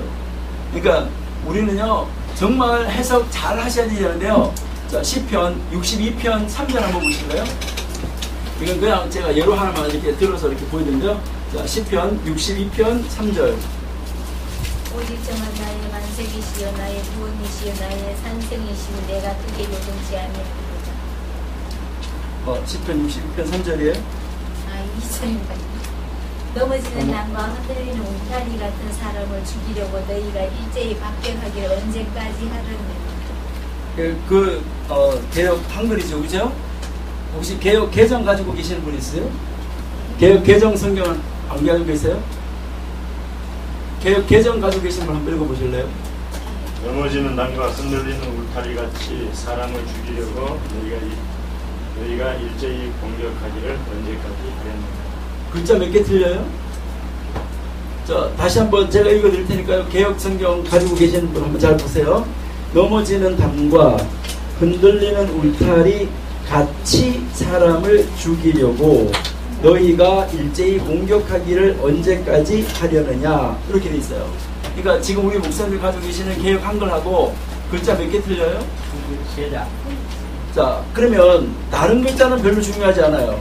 근데 여기서 같이 하는 거하고 같은 하는 거하고는요 이거는요 하늘과 땅 차이예요. 아닌가요? 그러니까 이제 개혁 개정에서 개정해놓은 개정에서는 넘어지는 담과 흔들리는 울타리 같이 사람을 죽이려고 이랬거든요. 근데 원래 개혁 한글에서는 흔들리는 울타리 같은 사람을 죽이려고 이랬어요. 이거는 반대거든요. 그러니까 이 해석을 어떻게 했냐에 따라서 이거 완전히 달라지고 있다라는 것을 우리가 볼 수 있어요. 글자 한자가요. 그러니까 이 성경을 우리가 정말 연구할 때, 그러니까 지금 우리 한글에도요 성경 번역이 10가지 정도 나와 있거든요. 한글로 된 번역이 10가지 정도 나와 있는데 이걸요 정말 우리 목사님 설교하실 때 참고 하셔야 돼요. 우리 앉아있는 성도는요 요즘 휴대폰 뭐 아이패드 뭐 이런 거 가지고요 그 앉아가서 성경 넣어놓고요 뭐 여러 가지 성경 막 보고 있어요. 그렇게 하고 있는데 도대체 우리가 어떻게 앞으로 정말 설교하기가 힘들겠다 그런 생각이 들어요. 우리 목사님들이. 자, 근데 여기에 출애굽기 20장 2절을 우리가 다시 한번 제가 해석 한번 해볼게요. 우리 목사님들이 가지고 계시는 거하고 무슨 차이점이 있나 한번 잘 보세요. 예, 나는 여호와 너의 엘로힘이다. 내가 너를 미츠라임의 땅, 이집트예요. 미츠라임 땅이야. 미츠라임의 땅으로부터 종들의 집으로부터 내가 너를 나오게 만든 내가 너의 하나님 여호와다. 아까 그 해석하고 똑같네. 이건 완전히 다른 거예요. 뭐냐면요, 애굽 땅으로부터 종들의 집으로부터 너를 나오게 만든 내가 너의 하나님 여호와다. 이렇게 이야기하고 있는 거예요. 너의 엘로힘 여호와다. 그러니까 여기서 무엇을 이야기하고 있냐면 나만이 유일한 신이라는 것을 강조하고 있는 부분이에요. 이 부분이. 그러니까 오직 하나님 여호와만이 유일한 엘로힘이라는 것을 강조해주고 있는 구절이에요. 그런데 이거를 잘못 해석함으로 다른 사람이 볼 때 오해할 수 있도록 해석이 됨으로 말미암아 하나님이 다신론주의자처럼 보여지도록 번역이 되어져 있다 이 말이죠. 이거 참 굉장히 아주 심각한 구절이거든요. 그리고요 여기에서 나는 너를 이렇게 이야기할 때 여기서 이 나라는 단어가 히브리어로도 두 가지가 있어요. 그러니까 우리 한국말로 저가 하는 말이 있고요, 내가 하는 말이 있잖아요. 나, 내 이런 말이 있고 저, 제 이런 말이 있잖아요. 이제 할아버지가 손주한테 가가지고 제가 이렇게 했다 그럼 되는 건가요? 아니 제가 이렇게 했다 손자한테, 할아버지가 손자한테 말이 안 되는 거잖아요. 여기도요 이 나라는 단어가 있는데 출애굽기 20장 2절에 나온 나라는 단어는 유일한 나라는 단어로 쓸 때 쓰는 단어예요. 그러니까 뭐 섬에 무인도에 나 혼자 있을 때 이렇게 할 때 그때 나 혼자 있을 때 내가 이렇게 할 때 쓰는 단어예요. 그러니까 유일한 나라는 단어예요. 그러니까 여기서 뭘 말하냐면 미츠라임의 땅으로부터, 그러니까 미츠라임의 땅으로부터, 그 다음에 종들의 집으로부터 너를 나오게 만든 유일한 나만이 너의 엘로힘이고 여호와야. 이것을 이야기하는 거거든요. 그러니까 이거는 완전히 유일신 하나님을 강조하고 있는 부분인데 이게 번역이 잘못됨으로 말미암아 번역이 이제 오해를 할 수 있도록 번역이 되어짐으로 말미암아 문제가 아주 심각하게 됐다. 이것을 이야기하고요. 여기에서요 미츠라임의 땅이라고 그랬잖아요. 요 미츠라임의 땅이, 요 미츠라임이 바로 누구냐면 창세기 10장 6절에서 보시면 함의 아들이에요. 함의 아들은 구스와 미츠라임 이렇게 하는데요. 그러니까 함의 아들 미츠라임이 가서 살던 땅이에요. 그러니까 미츠라임이 가서 살던 땅이기 때문에 미츠라임 땅 이렇게 하는 거예요. 하란이 살면 하란 땅, 롯이 살면 롯 땅, 옛날에는 땅 이름이 그렇게 붙여졌어요. 가나안이 가서 살면 가나안 땅 이렇게 이제 붙여졌었는데, 그러니까 미츠라임의 땅인데 그 미츠라임의 땅은 바로 뭔지 아냐? 종들의 집이야 라고 이야기를 하는 것이죠. 그러니까 이거 함의 아들이니까 종이잖아요. 그러니까 미츠라임의 땅 바로 종들의 집에 가서 너희가 종하고 있었어. 이거요 심각한 말이에요. 이게 무슨 말이냐면요, 우리가요 대통령 이발사를 해도 대통령 이발사를 해야 되고요, 운전수를 해도 대통령 운전수를 해야 되는데 대통령 운전수에 운전수 하면 안 되잖아요. 아니 안 되는 거 되는 거예요. 그러니까 여기 봐요, 종들한테 가서 종했어요. 종들한테 가서 종하는 데서 건져줬으니까 이거는요 진짜 하나님 앞에요, 내가 종한테 가서 종하고 있었는데 거기서 건져줘. 이게요 느껴져야 정말 하나님의 감사가 있을 수가 있다는 것이죠. 그러니까 우리는요 이 십계명 정말 다시 읽으셔야 돼요. 그렇게 해가지고요, 그 다음에 3절 보시면 3절이 바로 뭐냐면요, 이제 3절에 나 외에 다른 신을 두지 말라 이러는데요, 너는 you shall not이에요. 너는 가지지 않을 것이다 다른 엘로힘을, 이렇게 돼 있는 말이에요. 근데 이걸 갖다가 번역을 이상하게 해놓으니까 이제 뭐 내 앞에 다른 신을 두지 말라 이러니까 다른 신이 있는데 두지 말라고 말하는 것처럼 그렇게 이야기하고 있다 이 말이죠. 너는 다른 신들을 가지지 않을 것이다 이거예요. 그러니까 다른 신 없다 이 말이죠. 이것을 정확하게 가르쳐주면서 땅에 있는 거나 하늘에 있는 거나 뭐 하늘에 있는 거, 땅에 있는 거, 땅 아래 물 안에 있는 거 어떤 것도 신이 아니다. 니들이 이집트에서 봤지? 라고 이야기하는 거죠. 이집트에서 십계명 재앙을 쳤잖아요. 물, 땅, 하늘. 그러니까 물에 있는 신부터 친 거예요. 물, 땅, 그 다음에 하늘 이렇게 쫙 올라가면 쳤는데 니들이 이집트에서 그 섬기던 신들 다 봤지? 그거 신이 아니잖아. 그것처럼 지금 너희가 이제 보이지 않는 나 하나님을, 유일한 나 신 하나님을 하늘에 있는 거나 땅에 있는 거나 땅 아래 물속에 있는 거나 어떤 거로도 만들지 마 라고 이야기해. 오직 나만 하나님이야 라고 이야기를 하고 가르쳐 주는 거예요. 자, 그러면 이제 이 십계명을 우리는 어떻게 읽을 것인가 하는 것인데요. 지금까지 우리는요 1계명에서 4계명 이렇게 해가지고 1계명 4계명은 하나님에 대한 거 이렇게 해가지고요 1계명 예배의 대상, 2계명 예배의 방법, 3계명 예배의 태도, 4계명 예배하는 날 이렇게 이야기를 하고 5계명부터는 이 세상에 대한 것 이렇게 이야기를 하고 공부를 했었어요. 과연 그것이 맞을까? 이것을 한번 본다고 하면 이거 만약에 전주교회 걸 보면 1계명에서 3계명은 이렇게 하고 이야기가 굉장히 많이 달라져야 된다는 것이잖아요. 이거 굉장히 심각한 것이죠. 그러면 십계명이 우리에게 요구하고 가르치려고 하는 것은 무엇일까 할 때 1, 2, 3, 4, 5, 그 다음에 6, 7, 8, 9, 10 이렇게 했을 때요. 이것은 하나님이 우리에게 무엇을 보여주고 있냐. 1계명에서부터 10계명까지 해서 우리에게 보여주는 것은 하나님을 사랑하는데 어떻게 사랑할 수 있느냐. 이것은 세상에 있는 것을 우리에게 보여주면서 그 세상에 있는 걸 보여주는 것을 통해서 하나님을 이렇게 사랑해야 돼. 이것을 보여주는 것. 이 원리, 방법. 이게 계명 중에서 헌법이라는 거예요. 그리고요, 나머지 613계명 중에서 이 10계명을 뺀 거. 나머지 이 계명이 600, 형법, 민사소송법, 형사소송법, 상법, 5법에 해당하는 거예요. 그래서 그 헌법하고 5법하고 합쳐가지고 6법전서 이렇게 이야기하는 것처럼 이 10계명과 그 603계명을 합쳐가지고 이걸 뭐라고 하냐면 언약서. 이래가지고 출애굽기 24장 7절에서 언약서를 모세가 가져다가 낭독하니 해가지고 언약서가 바로 율법전서에 해당하는 말이에요. 그러면 나머지 5법에 해당하는 것이 헌법에 위배되면 헌법재판소에 가야 돼요. 그러니까 이 10계명이 지금 무엇을 하는 거냐면 전체 계명을 정확하게 심판해주고 판단해줘야 될 그런 계명이에요.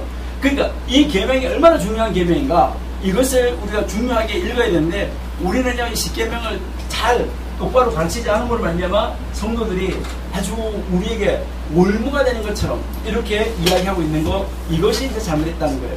자, 그러면 6계명 이제 살인하지 말라는 거예요.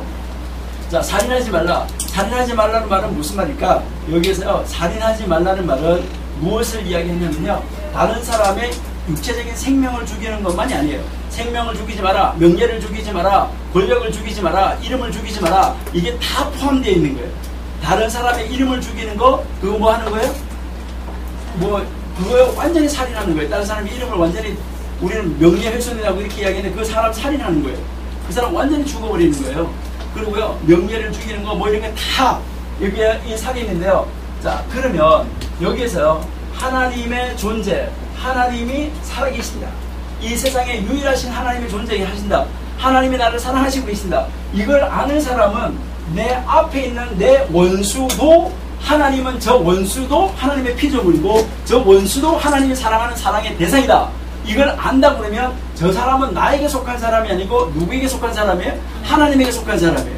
하나님을 인정한다고 하면 다른 생명 죽일 수 있을까요? 다른 사람 욕할 수 있을까요? 다른 사람을 욕하고 다른 사람을 막 뭐 비하시키고 다른 사람의 이름을 죽이고 명예를 죽이고 할 수 있냐 이 말이죠. 아니라는 것이죠. 그러니까 살인하지 않는 것이, 너가 살인하는 것은 곧 하나님을 인정하지 않는 거야. 이것을 우리에게 보여주는 거예요. 하나님의 존재를 인정하지 않는다는 것이죠. 그 다음에 여기에서 이제 살인하지 말라. 그 다음에는 뭐 하는 거죠? 간음하지 말라. 여기서 간음이 바로 뭐냐 하면은요, 남편이 아닌 것을 남편으로, 아내가 아닌 것을 아내로 생각하는 거. 그러니까 남편이 아닌 것 이러면은 꼭 이제 다른 여자만을 말하는 게 아니에요. 짐승 뭐 이런 거 다 말하는 거예요.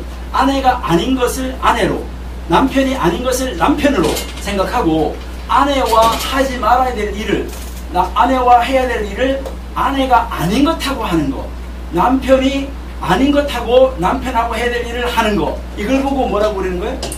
그게 간음이잖아요. 뭐 우리가요 뭐 어렵게 생각할 필요가 없는 거죠. 그러니까요, 그러면 이제 남편과 카톡해야 될 거를 남편이 아닌 것하고 카톡한다. 이게 이제 문제라는 거죠. 그러니까 그건 이제 다 여기에서 이제 문제 내는 것이죠. 여기에서 이게 바로 뭐냐면요. 이제 이 계명에서 뭐라고 하냐면 하나님이 아닌 것을 하나님이라고 하지 말고 하나님을 하나님 아니라고 하지 마라. 이거잖아요.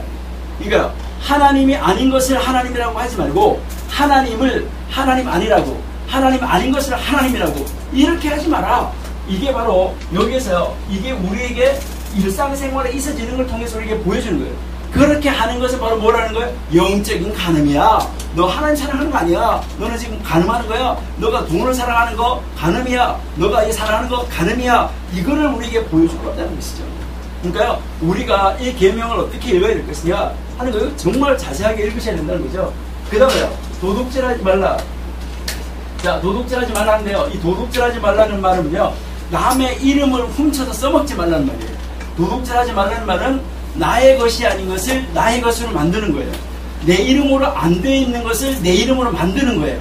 그러니까 이게 남의 문서, 집문서 갖다가 내 이름으로 바꾸고 남의 통장 내 이름으로 바꾸고 그래가지고요 뭐 보이스피싱 해가지고 막 해가지고 남의 이름으로 돼 있는 거 막 해가지고 자기 이름으로 자기 통장으로 가져오는 거 이게 바로 뭐예요? 도둑놈인 것이죠. 그러니까 내 것이 아닌 것을 나의 것으로 바꾸는 거, 내 이름으로 안 되는 걸 내 이름으로 바꾸는 거, 이게 도둑놈이다 이 말이죠. 그러니까 여기서 여기 뭐라고 말하냐면요, 하나님의 이름을 뭐 하라고요? 하나님의 이름을 함부로 써먹지 말라 이 말이죠. 뭐 하나님 믿지도 않으면서 어디 가지고 아이고 하나님 하시죠, 뭐 하나님 하시죠. 나는 그런 사람이 제일 꼴보기 싫어요. 아이 뭐 맨 기도도 안 하고 성경도 안 보고 이렇게 하면서 아이고 하나님 하시죠, 뭐 하나님 하시죠. 아 진짜 탁 때려주고 싶어요. 그러니까 하나님의 이름을 뭐 하고 있는 거예요? 지멋대로 남용하고 사용하고 있는 거예요. 이게 지금 뭐 하고 있는 거예요? 하나님의 것을 도둑질하고 있는 거예요. 그러니까 제발 그러지 말라. 이것을 우리에게 지금 가르쳐주고 있는 것이죠. 그 다음에요, 여기에서 거짓 증거하지 마라 이렇게 하는데요, 여기에 안식일을 지켜라 라고 이야기하는데요, 안식일을 지키는데 여기에서 이제 우리가 한번 보시면요, 이제 옛날에요, 이렇게 옛날에 이렇게 집이 두 집이 살고 있었는데, 이제 이 한 집에서요, 안식일날 소를 데리고요, 종이 소를 몰고 이렇게 나가요. 나간데 보니까 이 집에는요, 나가지 않고요, 종들하고 소들하고요, 아주 놀고 있어요, 편하게. 그러니까 여기에 종이 가면서 뭐라고 그러냐면요, 아이고, 종으로 팔려도 저 집에 팔렸으면 안식일날 쉬고 놀 텐데, 이렇게 했어요. 그렇게 이야기하니까요, 이 소들하고 이 짐승들이 뭐라고 그러지 아세요? 나도 이랬어요. 이게 지금 뭐 하는 거예요? 안식일날 쉬는 것이 하나님을 증거하는 날이에요. 그러니까 안식일은 하나님을 증거하는 날이다 이 말이에요. 그러니까 하나님 안식일날을 안식일처럼 여기지 않는 사람이 바로 뭐 하는 거예요? 이거 거짓 증거하는 거예요. 그러니까 이 거짓 증거하지 말라 하는 말하고 이 네 번째가 겹쳐지는 거예요. 그 다음에요, 여기에 이 모든 일을 이루는데 네 욕심 때문에 이거 하는 거 아니라는 거예요. 살인하는 것도 내 욕심 때문에, 살인하지 않는 것도, 간음하지 않는 것도, 도둑질하지 않는 것도, 거짓 증거하지 않는 것도 내 욕심 때문에 하면은 꽝이라는 거예요. 내 욕심 때문에 하면 안 된다. 여기서 아버지를 공경하라, 부모님을 공경하라, 부모님을 공경하라고 이야기하는데요, 너가 눈에 보이는 부모님을 공경하지 않으면서 뭐 하나님을 인정한다고? 그거는 꽝이다. 이것을 이야기를 하는 것이죠. 그러면서 아버지를 우리가 하나님 여기서 아버지, 육신적인 아버지를 보여주는데, 이 육신적인 아버지가 가지고 있는 재산을 탐내가지고 아버지를 사랑한다, 어머니를 사랑한다, 이러면 이거는 꽝이라는 거예요. 여러분 이렇게 한번 보시면은요, 요즘에요, 제가 어디 노인대학 갔는데요, 거기 가가지고 무슨 이야기 했었냐면요, 죽기 1초 전에 재산 상속하십시오 라고 얘기해요. 죽기 전에요, 아주 다 재산 상속해주고요, 다 나눠주고 조그만 집에 혼자 살아보세요. 명절 때가 되면 자식들이 뭐라고 하세요? 아버지 뭐 바빠서 못 가요, 뭐 어째요 하고요, 홈빼기도 안 내밀어요. 근데요, 재산 상속 하나 안 해주고 딱 가지고 있어봐요. 가지고 있으면서요, 딱 접대 며느리가 와요. 오면은요, 어이구 가다가 소고기 한 거 사가지고 가서 오늘 식구 밥 먹으라 가지고 10만원 줘요. 그 다음날 또 왔어요. 그 다음날 또 왔는데, 야 가다가 애비 보약이로 한 대 제주라 10만원 또 줘요. 그 다음날 또 왔는데, 야 가다가 니 옷이나 한번 사입으라 10만원 또 줘요. 매일 10만원 줘봐요. 하나도 안 걸리고 와요. 지가 어디 가서 한 달에 300만원 벌 건데. 그러니까 이 며느리가 맨날 와요. 그렇게 하면서요, 며느리가 만약에 3명이잖아요. 3명이면 3명이 딸랑딸랑 방울처럼 들어가지고 와가지고요. 아이고 어머니 어깨 아프세요? 어머니 어째세요? 하면서요. 아주 온 호들갑을 다 뜬다 이 말이에요. 이게 뭐 때문에 10만 원 받으려고. 그러다가요 그 시집 대문 앞에서 동서들끼리 만나잖아요. 뭐라고 하는지 아세요? 동서 웬일이야? 아유 친구 만나러 왔다. 절대 새빨간 거짓말이에요. 일부러 왔어요.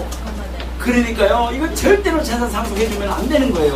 그러니까 뭐 때문에 하는 거예요? 부모 공경을 탐 때문에 하는 거예요. 그러니까 탐 때문에 하나님 섬기면 뭐라는 거예요? 꽝이야. 이래가지고요 복 받기 위해서 하나님 섬기면 꽝이다 이거요. 정말 하나님이 기뻐하시는 일을 내가 기뻐해서 이루기 위해서 일을 하고 있다. 이 원리를 가르쳐주는 것이 십계명이다 이것이죠. 그래서 우리는 이 십계명 다시 보기를 한번 하시는 것이 아마 좋을 것이다 이렇게 생각이 되기 때문에요. 이게 가장 우리 하나님 믿는 사람들 중에서 원리 중에서 가장 큰 원리, 근본적인 원리이기 때문에 우리 교회 안에서 이것을 바르게 가르쳐야 되지 않을까. 그래서 이 짧은 시간에 여러분들하고 잠시 나누는 시간을 가졌습니다.